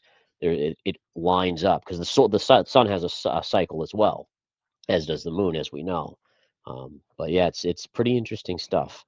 And you would And you're think, right. Like, you're never going to have a perfect scenario where it's like, okay, every 20 years something is happening on this date, right? But you just mhm, have to kind of say, okay, this 1 year cycle period, or this period, is where I want to be more aware of something. yes, yes. It's almost like you're kind of on the batter stack. You're just or on alert. It's like on alert. Something's about to happen. I don't know what it is, and it just helps guide you to, again, be prepared. These things, if anybody could tell you, hey, you know what, in 7 years, Gareth, you're going to have some hard economic times. Do whatever you can to prepare for it. If you had 7 years to prepare for it, then it will be fine. You get through that hard economic time with not as much pain, right? And that's basically what the cycles can help you do. They can they won't necessarily, because when we go through these big events, there's no way for us to really avoid these big events. We have to go through them, but you can minimize the damage of those events by preparing for them. Yep, exactly. And Steven saying, just for fun, does Drew Cycles cover the UK in the 2030s? Saying it's pretty tough over there. It's not looking great. Well, usually I relate that back to the markets, kind of like fear and greed, right? When fear reaches its peak and everybody's dumping, that's usually a good time to buy. So it's like a contrarian point of view. So maybe it might spread there by the 30s, and it may switch like a light. But anyway, guys, hey, great conversation. Thank you guys for participating in all these comments. A lot of good thought going on there. Great day too in the trading room, everybody. Can't wait to get back here tomorrow morning. But you guys have a great remainder of the day, and Lawton will take you into the close. Yep. Yep. See you later, Drew. Ginseng, that's why we got a Here, crystal Drew. ball. We do have this crystal ball over here. It's true, because see, when they have these conversations, there's nothing I can contribute. I'm just sitting here like thinking about the world is gonna end in like the next 10 years, and I'm Oh my helpless. gosh. Is it I'm worth helpless living or to not? do it. Type Is it thoughts. worth living? What should I do? I should just go become a nomad and just explore. Blow all your money, because it's all You going to should be just go over. all in on Circle and socks. Yeah, Circle's up today. So crazy. Whatever. Yep. Should I have sold $50 lower? Probably. Whatever. I did suggest that, but Nope. you I'm were gonna holding leave till it. I'm gonna 64, leave I it. think. I'm holding till 60. Yeah, my last couple shares. I don't care. Yeah, no Like, big deal. yep, I Only don't what, a care. $200 drop now? Yep. $180 drop. Yep. Crazy. Elizabeth said, and maybe it'll be a Yellowstone volcano, or should I say, a huge geyser in the Yellowstone. Yeah, they do have the super volcano is in Yellowstone, right? This is like it's teetering. We're on the verge of conspiracy, Ben, coming out. I'm Yeah. just telling you. This is how it starts. Everything's man-made with Ben. It's like, oh well, that flood, it was man-made. Oh, that hurricane, oh, that was man-made. Oh, that earthquake, they were messing with the plates. Could be true though. It could be. It could be. That's the You're thing right. though. It absolutely 100% could be true, and we would be helpless Yeah, to do true. anything about it. That is true. Just the guy in Tampa, Florida, trying to trade. Yeah. Hey, listen, it's all we can do is do our best. Nice little kind of bullish consolidation on the S&P right here. So you can see it's trying to break up, but this is definitely, you have the V bottom, the very common pattern, V bottom, and then consolidation, and another move up. Robinhood's is still around 104.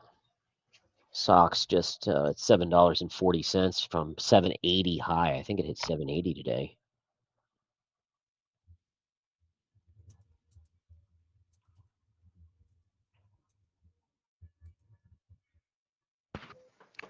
Lauren says the problem is, Lawton, if you ask your parents if they were on the verge of war in the end times, every generation feels like they're on the verge, but we're still here. True. True. That's what I was going to ask. Like, okay, so even if you knew you were in a 7-year cycle, how many people actually prepare for it? And like, what are you anticipating? Are you going to anticipate the absolute worst? Because it's not always that, right? Even after 7 years, it could be just a minor pullback. And so Right. then are you waiting for the 8th year and the 9th year? Like, because nothing major happened, but we did have some sort of a pullback in our lives or whatever.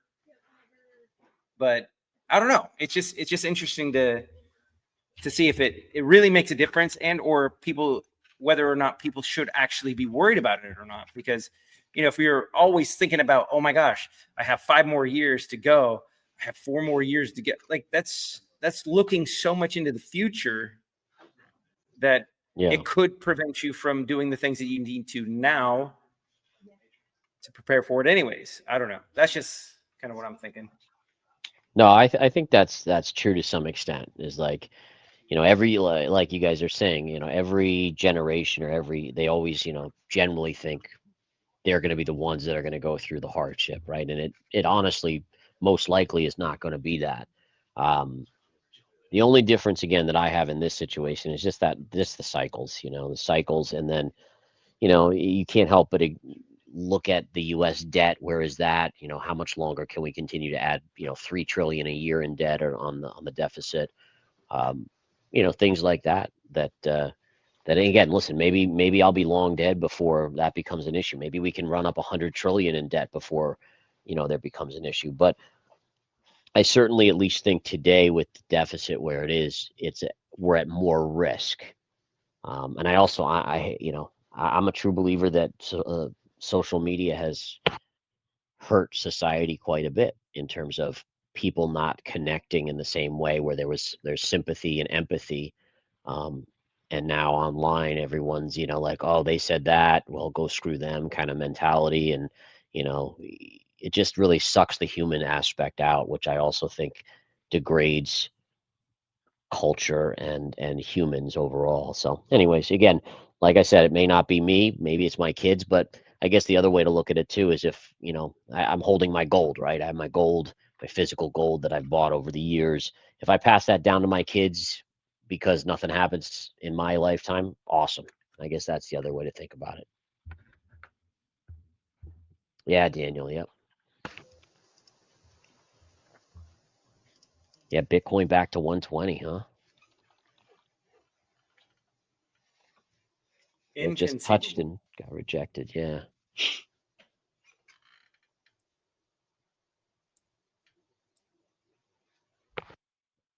I can't believe it. It got up to 123, 255 and didn't hit 125. I would assume that's its next target before a pretty big pullback. The quarter number. Nice. Eric saying, is crypto too volatile for you guys' strategy? No, we trade crypto too, not in here. This is a day trading room for stocks, but we have Trader's Edge Crypto on Mondays, which is a show that we trade crypto on. And then in the services, we have swing trading services in crypto. But in general, crypto can be traded. Topping tail on Bitcoin is a topping tail on the S&P. I mean, you trade it the same way. That's the great thing about the methodology. Almost every time frame. Yeah, and on Mondays we're literally day trading crypto every single Monday at 11:30 to 12:15. We had one this past Monday. Drew took a 1%er gainer on XRP. So, and he threw out Bitcoin at the end of it, and it would have worked out as well. I mean, that's the great thing about the methodology. Anything with the chart, pretty much it'll work. There's crypto, there's stocks, ETFs, commodities, miners, futures. If they come up with any other new categories that trade on a chart, well, if you know the methodology, you'll be ready to trade it. All right, guys, I'm going to step off here. I'll leave you guys in Ben and Lawton's hands. I got to get to a few videos before the end of the day and get ready for that. But yeah, it's been a great, I mean, it's a little obviously slow. There were no trades that we got filled on. This morning was really good, as you guys can see from the closed out positions. But yeah, aside from that, slow, but the conversation, sometimes that's the coolest part, to kind of contemplate and talk charts and cycles and stuff like that. All right, you guys have a good one as always, and I'll be in the trading room tomorrow morning, bright and early. Talk to you later. See you later, Gareth. Yeah, sorry that you're on camera by yourself, Lawton. That's My fine. internet, I It's can't even okay. display charts very well. You can't share your charts and you can't turn on your camera. It's okay. I got it, buddy. I got both. But I do for swing. I mean, it never come down to hit my level, 85, 87. Just under $86. This was my level to go long. I mean, never quite got down there, got close.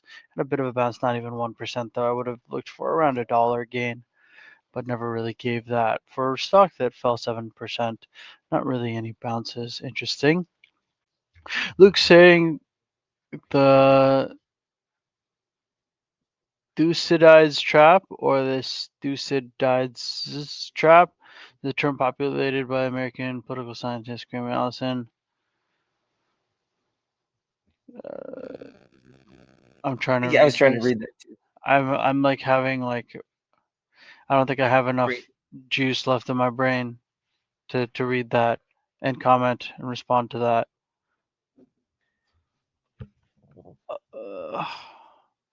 Yeah, he was saying it's Graham T. Allison described an apparent tendency towards war when an emerging power threatens to displace an existing great power as a regional or international hegemon. The term exploded in popularity in 2015. Wow, I haven't heard of it. Yeah, nor I. Olga says, can you check Merck support and resistance for swing trade? Sure. MRK. For Merck, my levels of support are down here on 73.31. It's my level of support. What happened? Did you answer that already? No. Nothing. No, it's fine. What? Nothing. I just had a little brain fart. It's okay. Don't worry about it. All right. Anyways, so on Merck here, you have support down here on $73.30. I had a mental reset. I had to reset everything after that. You also have this trend line, right? This kind of upsloping trend line that if you break could actually be bearish. You could also be putting in a head and shoulders pattern, right? Depending on what happens next, could be putting in a small but valid head and shoulders pattern here on MRK.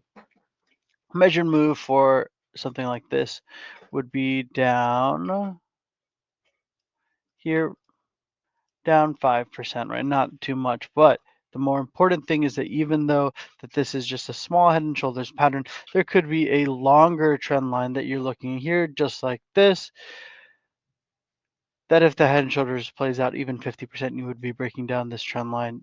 My support level is 73.31 for resistance. My level is here, just under $90. Luke says Thucydides was a Greek in Athens who feared an invasion and couldn't stop it. Cool. John says, I'm thinking about shorting hooded as a swing. Thoughts? I have many and also very few. Look at this beautiful trend line. 1, 2, third hit of the trend line. I think it's a good short. I would be comfortable shorting it. I would put a stop loss probably 3% higher, like $3 higher, and I'd look to take profits likely around down here around $91.25. Yeah, $12, so that's a 4-to-1 risk to reward ratio. You can go to 3-to-1 if you want by risking 4% to try and make 12%.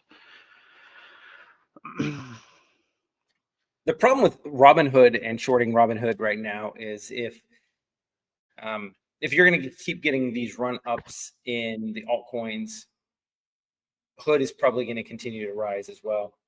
It's right now it's a momentum play in addition to crypto play, so it's kind of got both of those factors working towards the increase in price.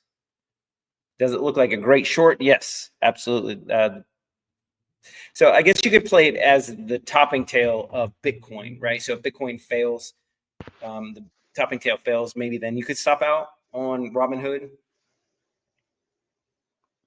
Although, you know, does have negative RSI divergence. It's just making a pretty good stair-step pattern to the top. I wish I could. I'm going to try to share my charts anyways, just so I can show you guys what I'm seeing. Go ahead and try to share your charts, Mr. Poole.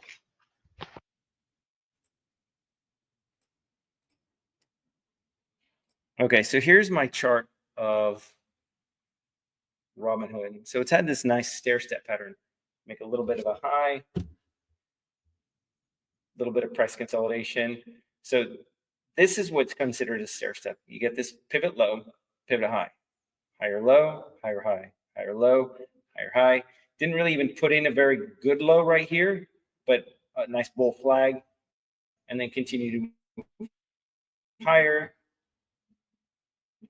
So right now we're obviously still in a pretty strong uptrend in Robinhood. Doesn't mean it can't come down, but as it's bouncing along this upsloping trend line, it's catching support. So what we need to happen is maybe more of a rounded top where you come up and then come down, retest this $100 level. Once you get back under $100, then you're likely to start rolling over. And really what you want is to take out this $91.29 level. But right now, again, it's just a momentum play. So a lot of institutions, a lot of buyers, they're seeing crypto markets increase. And so what do? They load up in Robinhood. And the fact that you can't short on Robinhood means that there will likely be more buyers to continually push this thing up than short sellers. I mean, there are shorts on other brokerages. However, you know, if you're in the Robinhood platform, you know, it's one of those stocks that it's just getting a bid. So it can be tough. I'm just saying, just because we have negative RSI divergence and subsloping trend line doesn't guarantee that it's going to roll over. But I am also in the camp that I do like it as a short. There's just no guarantees on this trade working out to the downside until we can get this upsloping trend line breaking. And then it's a guarantee that it's going to go down. Fortunately, that worked. All right, let's see if I can go back to the ones. All right, so David's asking, thinking about Sorry, David saying, guys, what is a proper play on a topping tail like the one we saw on Bitcoin Daily? Did we wait for the 786 fib retracement to start shorting? It really depends on your overall outlook on the stock, commodity, or altcoin, or in this case, Bitcoin. So let's go to the Bitcoin chart.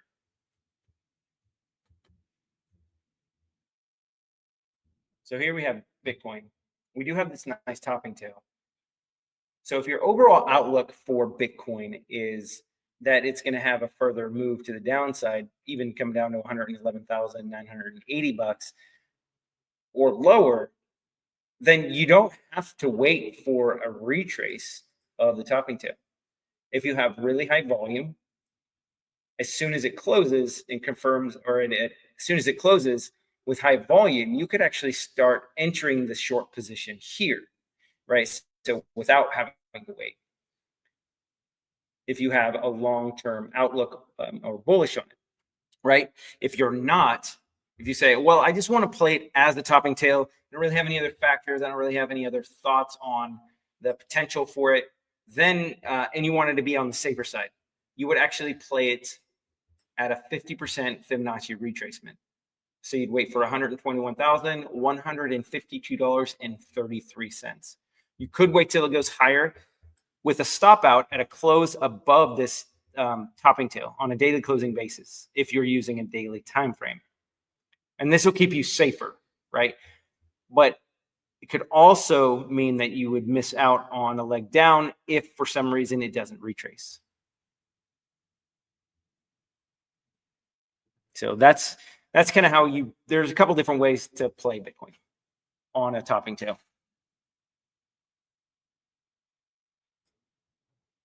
All right. Lawrence is saying, thinking about a Rocket Lab swing short, extended on the weekly, exceeded the measured move from the previous run up, RSI is in the 80s, daily time count, and it's just like an options X squeeze. Any thoughts? Welcomed and appreciated. Okay, so let's go ahead. RKLB, Rocket Labs. Let's see if there's any news on Rocket Labs. All right, Bank of Securities raised price target from Rocket Labs to 30 to 50. When did that happen? It's probably as soon as it pierced $47. So you are into a time count. RSI is in the 80s, like you were saying, it's at 84.80 right now. So this could be an opportunity for you to start a swing trade on a short, absolutely. But you notice it kind of made the same kind of pattern where you've got this low pivot, you get a high, higher low, higher high, higher low, higher high, higher low. And then look at this. I mean, it's just, this is an uptrend.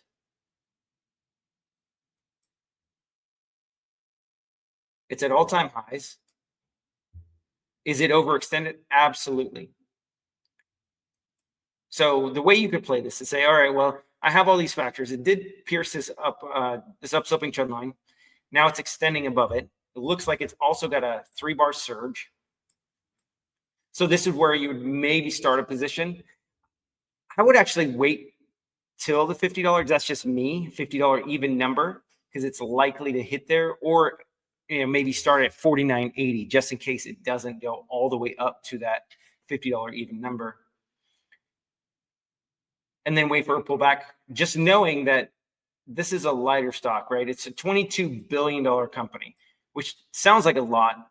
However, when you've got $4 trillion companies, Rocket Labs is just a drop in the bucket for some of those other companies. So could it work out? Yeah, absolutely. You have multiple factors, but it's running up. You could play it for a retrace to this upsloping trend line, and then just dollar cost average, right? So let's say it goes up to 55 bucks. You could add to the position there, and then it goes up to $60. You could add there, just knowing that, I mean, the RSI can stay extended for a long period of time. I mean, look at here. You had the RSI over 90 twice. Did it eventually roll over? Yeah, but not until you got some significant RSI divergence And then let's say you got in at $80. You would have been feeling really crappy on this trade, being 50% out of the money, right? So having dollar cost averaged a couple times and you're still decently out of the money, which is fine as long as you know that this is what it could do. So again, just a smaller stock, it could pull back, but I would stick with something a little bit more liquid. Now, you could get a decent pullback, and it could even pull back to 31.98. Absolutely. I just don't have any additional trend lines or anything that I could really point you into the right direction for that pullback. So maybe a little bit more than you were looking for as far as my commentary, but there you go anyways. All right. Niazi is saying, Ben, can you comment on Carvana? I think you meant Carvana. All right. CVNA. Go. Yeah. Carvana is it charts, that's for sure. What exactly would you like me to comment on Carvana? Are you looking to go short? Are you looking to go long? I know some of you guys probably get tired of hearing that question. But, with that other, so what Lawrence said, it's thinking about Rocket Lab short, extended on the weekly chart, exceeded the measured move from the previous up, RSI's in the 80s. So it gives me an idea that he's looking to short it on the long side. But just commenting on a stock chart, I mean, it's got this nice upsloping trend line, which it hasn't broken. It's got this low, high, higher low, higher high, still on this upsloping trend line. Little bit, I mean, a tiny bit of negative RSI divergence. You look at the charts, it can get up to 88. And then nice pullbacks. $376 looks to be that's the previous all-time high. It would have been great to get in this trade at $3. So when he says Carvana short, I don't know if that's Carvana or Cardano. Ooh. Yeah, I don't either. Is Niazi, is it CVNA or ADA USD?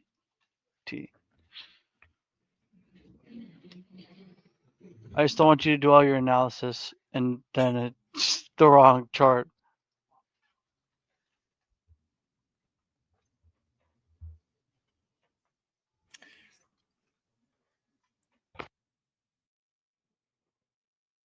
Okay. Oh yes, Good. You're good. You're good. Oh, that's good. All right. I'm glad because that was the one I just covered.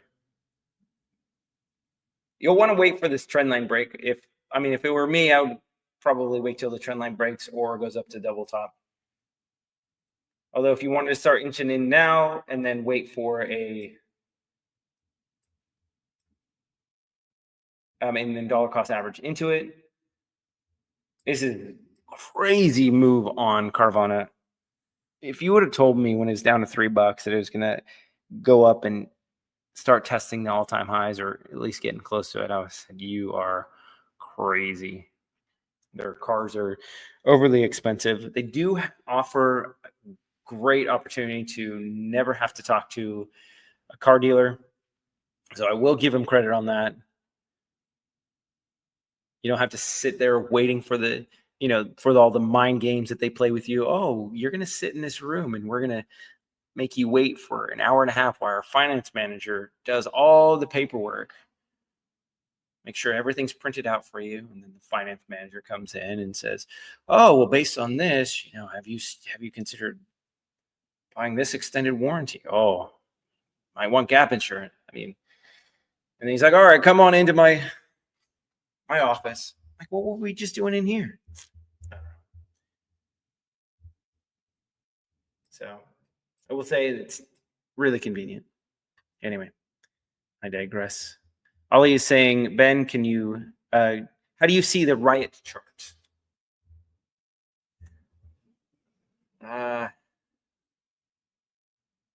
See, again, if you could just provide a little bit more information. I know you said not move that much as Bitcoin since 2021.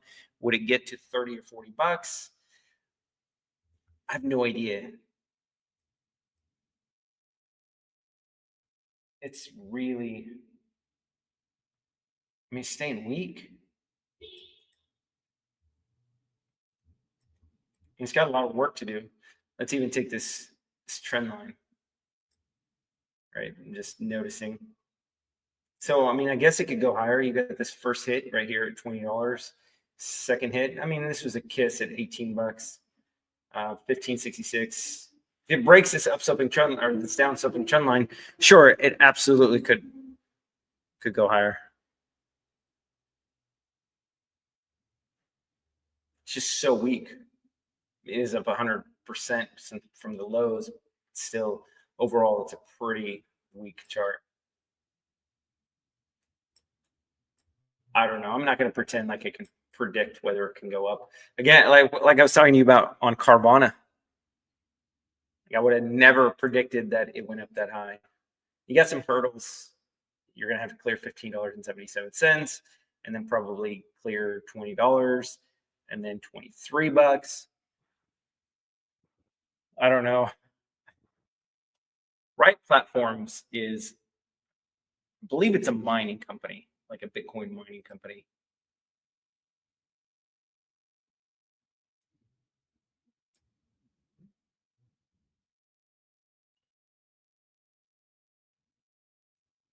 So if it's a mining company, then and it's not catching a bid with the rest of the markets, I wouldn't touch it. Just unless you're going to hold long term, I guess. I don't really have any insights on Riot. Sorry, $4.48 billion company. Just no advantages there. Yeah, Deep. Well, we've already talked. I know another one of you guys asked about Hood as well. We're not interested in Robinhood. It's 317. And we're going to pass on shooting or shorting anything at this point. Yeah, we're not going to take any trades the rest of the day. Unless we can get some volatility. If you bring in some volatility, I wouldn't mind playing it. But if something crazy happens, yeah, something crazy would have to happen, though. Yeah, MSTR did that to us one day. Got into that.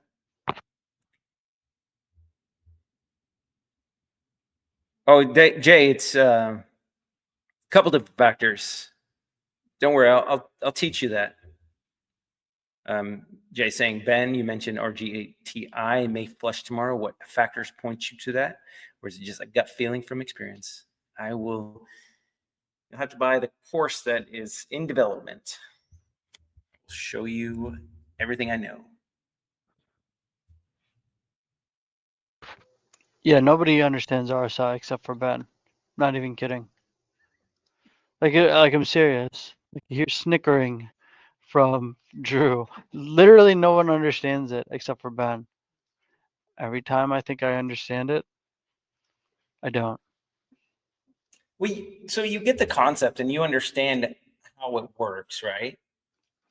Like depending on how you have your RSI set up, it's essentially what you're doing is you're taking the last 13 closes, and then the final one being the one that just is about to close. So it's basically 14 candles, taking the average of the highs and the lows. And that's pretty much what you're doing, and then dividing by 2, but that's another story. But it's an average out play on the RSI. So it's price action. It's a movement oscillator. It's kind of similar to what happens with the volume weighted average of price. So I guess that's another way to look at it. Just a momentum oscillator. So that's the concept behind it, right? So when things get above 70, usually indicates that it's overbought. Usually when it gets under 30, it's oversold. What a lot of people try to do though is they try to pick apart like, okay, so this is at the 70, I have to short it, or this is at the 30, so I have to buy it. Not understanding like price action that has to correlate with the RSI. And so that's what I'm going to get more into. Gotcha. Let's see what other questions we have. All right. Well, Lawrence is saying 45 minutes ago to go, but I'm tempted to jump in a CAT short here. This is an upsloping trend line. It's a thing of beauty. Is that Caterpillar? Yeah. 411.98 looks great to me.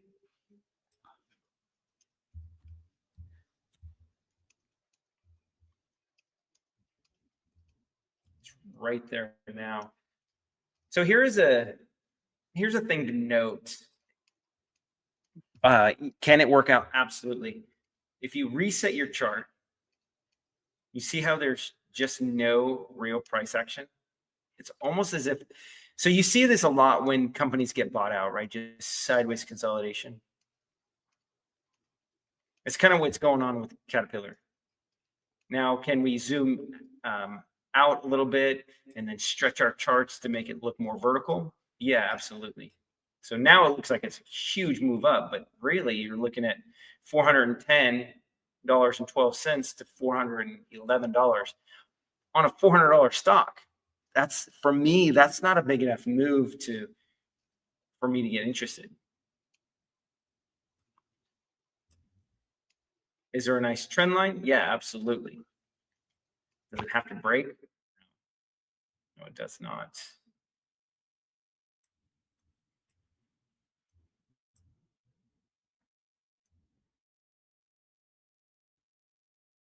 There's kind of what's similar what was happening with Rigetti. Just the volatility kind of got sucked out of it. They have a nice bear flag right here, but if you reset the charts, it's not really a vertical move. So these are ones that I really like to stay away from. At the end of the day, could you get some sellers involved? Absolutely.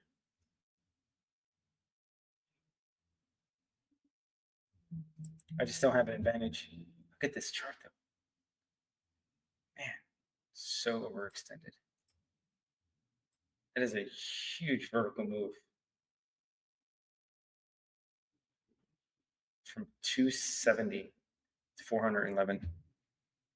So Lawrence, if you want to give it a try, absolutely. Do it. All right, Lawrence, take care, bud. Thanks, guys. It's 8:30 p.m. at night. Seems like a good time for lunch. Yeah. See you on Netflix. I also have not eaten lunch. So I need to eat lunch too at some point. That's the thing. I was talking to my girlfriend about this new schedule, and it's like, because I do the AMAs in the middle of the day, I usually don't have time for lunch. So she's like, why don't you eat breakfast? But I'm like, if I have to eat breakfast, I have to wake up earlier. And I struggle to wake up. I'm not a morning person. So it's either I eat during the afternoon session or eat after. Yeah, and then I asked you to stay on for me for like 15 No, 20 it's okay. minutes.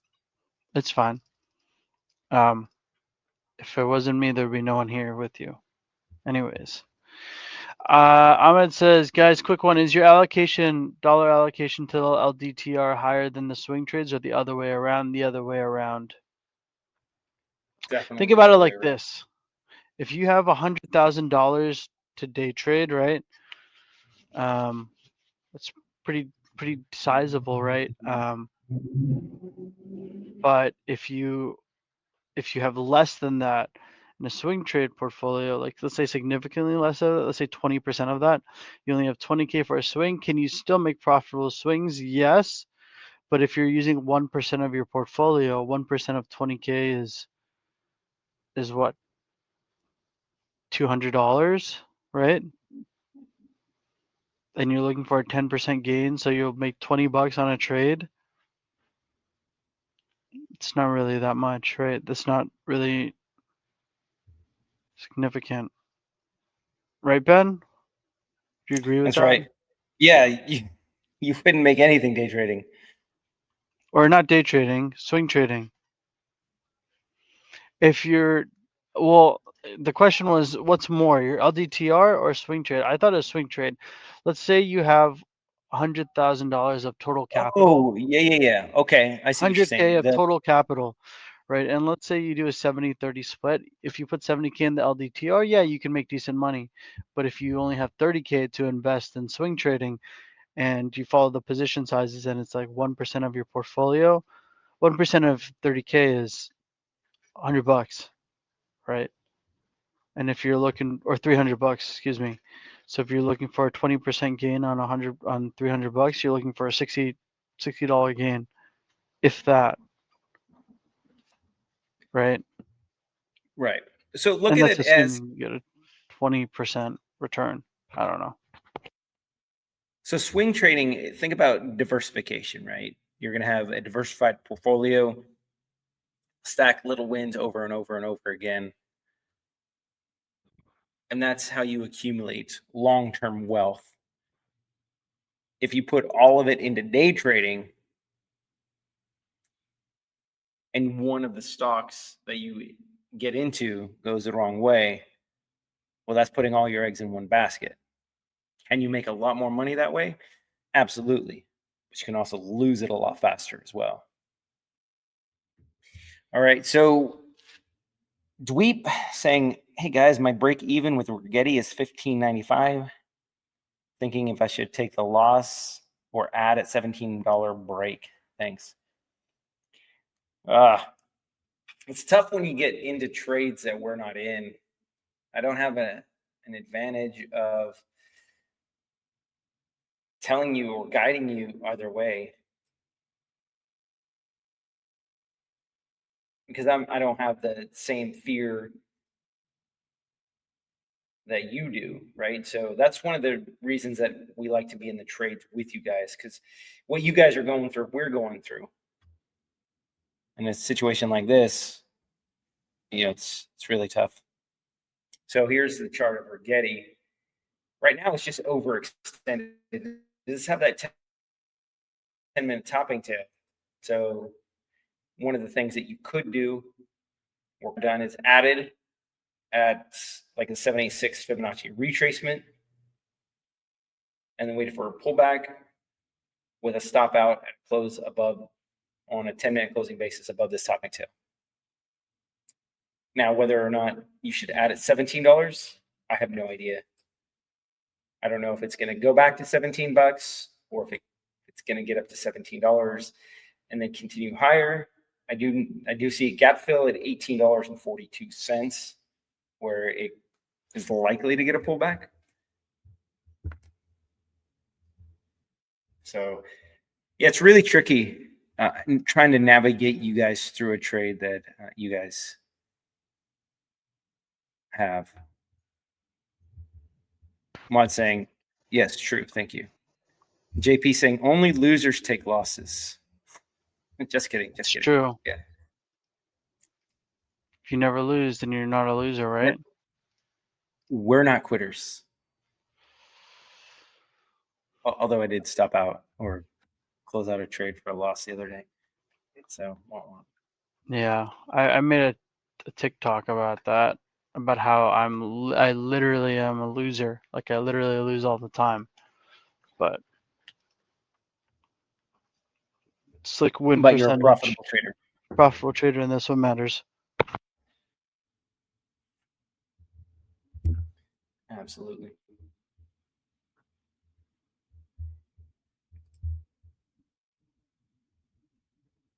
Wow, did you see that bounce on ASML? You were in that today. If you take a look at the trade that happened. Oh, I know we were in it. I'm just saying, have you seen it lately? Yeah, I did. I did see that. $30 bounce. $30. What a bounce. I know. Incredible. We're still holding Unbelievable. that, right? I wish. Uh, Marcus couldn't stay down, huh? Right back up. Could not. Absolutely could not.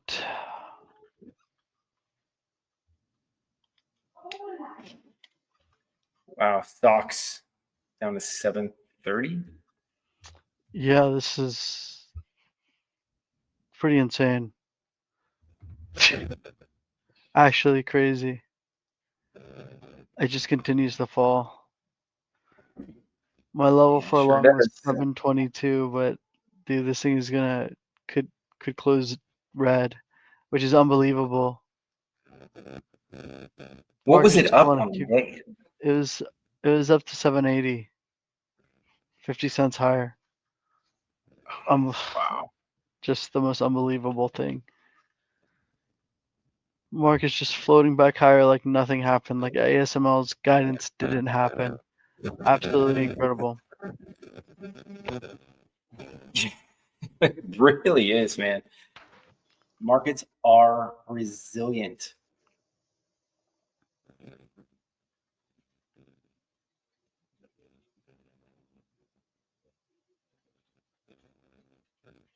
Rodrigo, you're long on CRCL? Hey, good job if you were. Dang, all right, good for you, man. JP says Megatron. Yeah, Ben, there was some interference, static interference earlier, but you're good now. It's very minor though. Long from 197. Good for you. I'm short from 280. Good for you.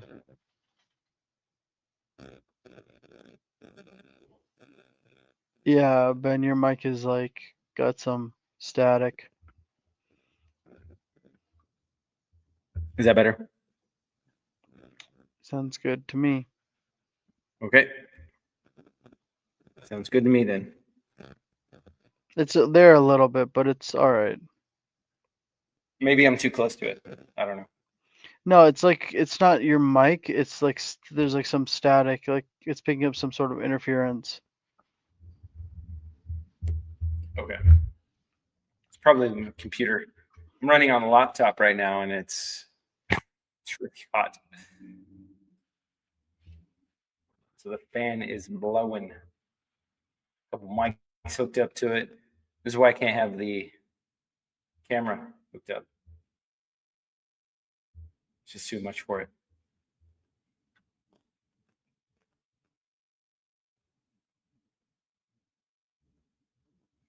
Are you interested in socks? Getting close to 720. No, No? Okay.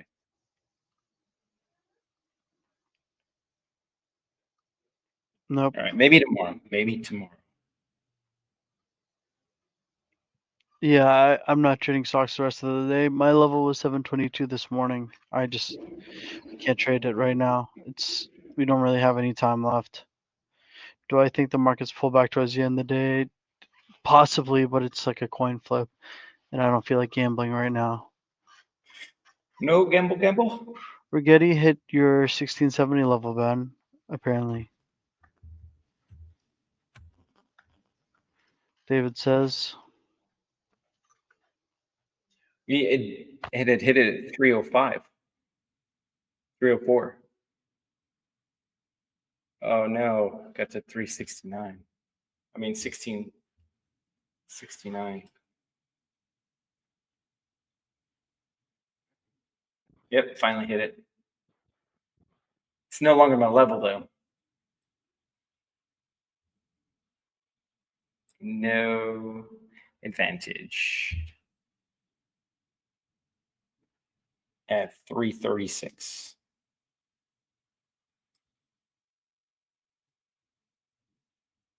I was really hoping it would get up to that level as soon as I saw that topping tail, but it didn't. C'est la vie.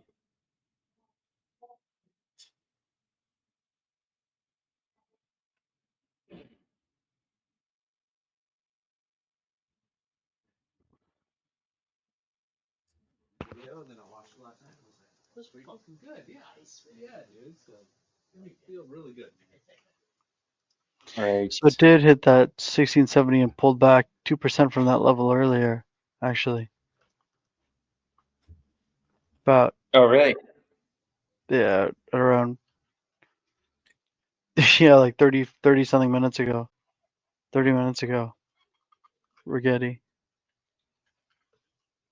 Wow. No, JP, we're not still interested in Rigetti.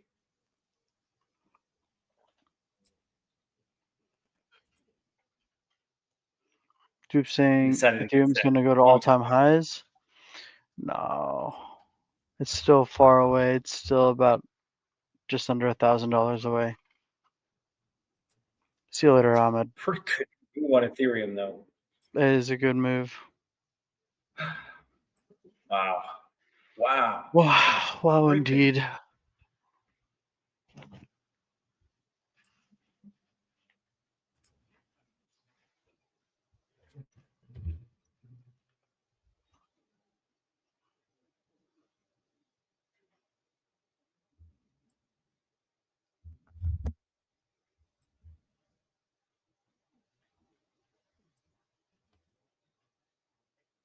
Yeah, JP. Figured now. It's off the table. Options X, you guys. This week.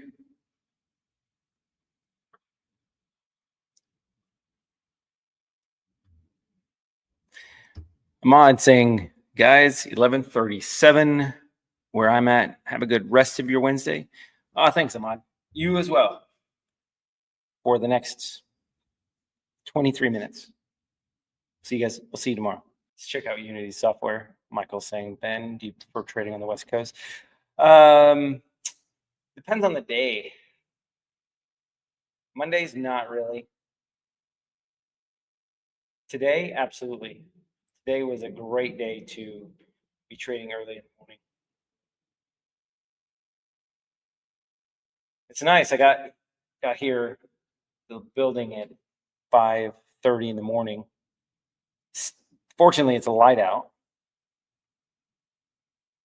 Took my lunch break and then came back on at 10:30. It was really like 10:50. That's pretty good day. Your I'm done interference by is coming through.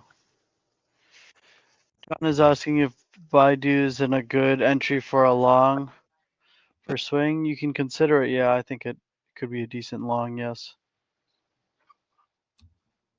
But not for day trade, potentially swing trade.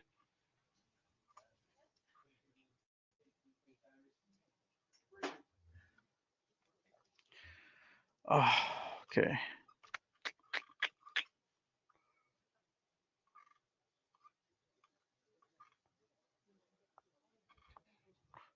Michael says, yes, love Pacific Pacific Northwest is what Northwest. that Yeah, is. I was having a stroke. Pacific Northwest. I was used to PANW, right? Pacific Northwest. This time of year, yeah. I want to go to the Pacific Northwest. I haven't really been. Been to San Francisco. That's the closest I've been.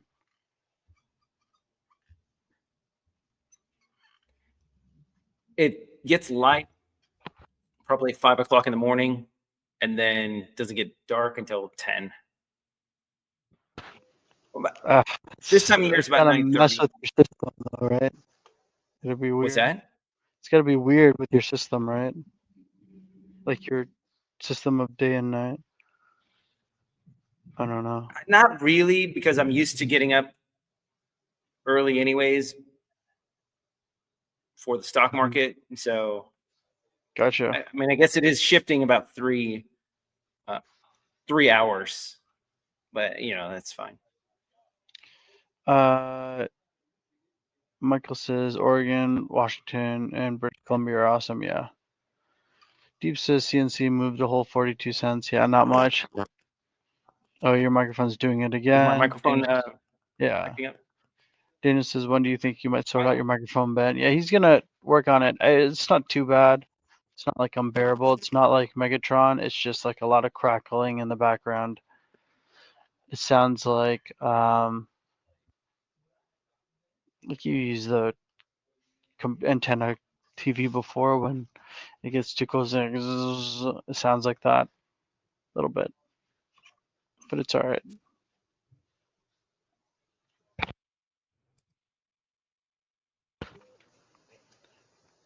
But yep, How about now? Is that better? that sounds fine. I think we should close up, Ben. What do you think? Not much going Yeah, I on. don't know what's going on. Nope. Well, anyways, guys, it was still a great day in the live day trading room. Made $6,000 in here. Thank you guys so much for being members of the Verified Investing community. We'll be back here tomorrow, same time, same place, to do it all again and hopefully make even more money. My name is Lawton Ho, and I'm joined by Benjamin Poole earlier, Drew Dosick, and Gareth Soloway were on. That's right. So we will see you guys tomorrow, okay? Yep. Have a great day. See you in the Bye, charts. guys. Bye.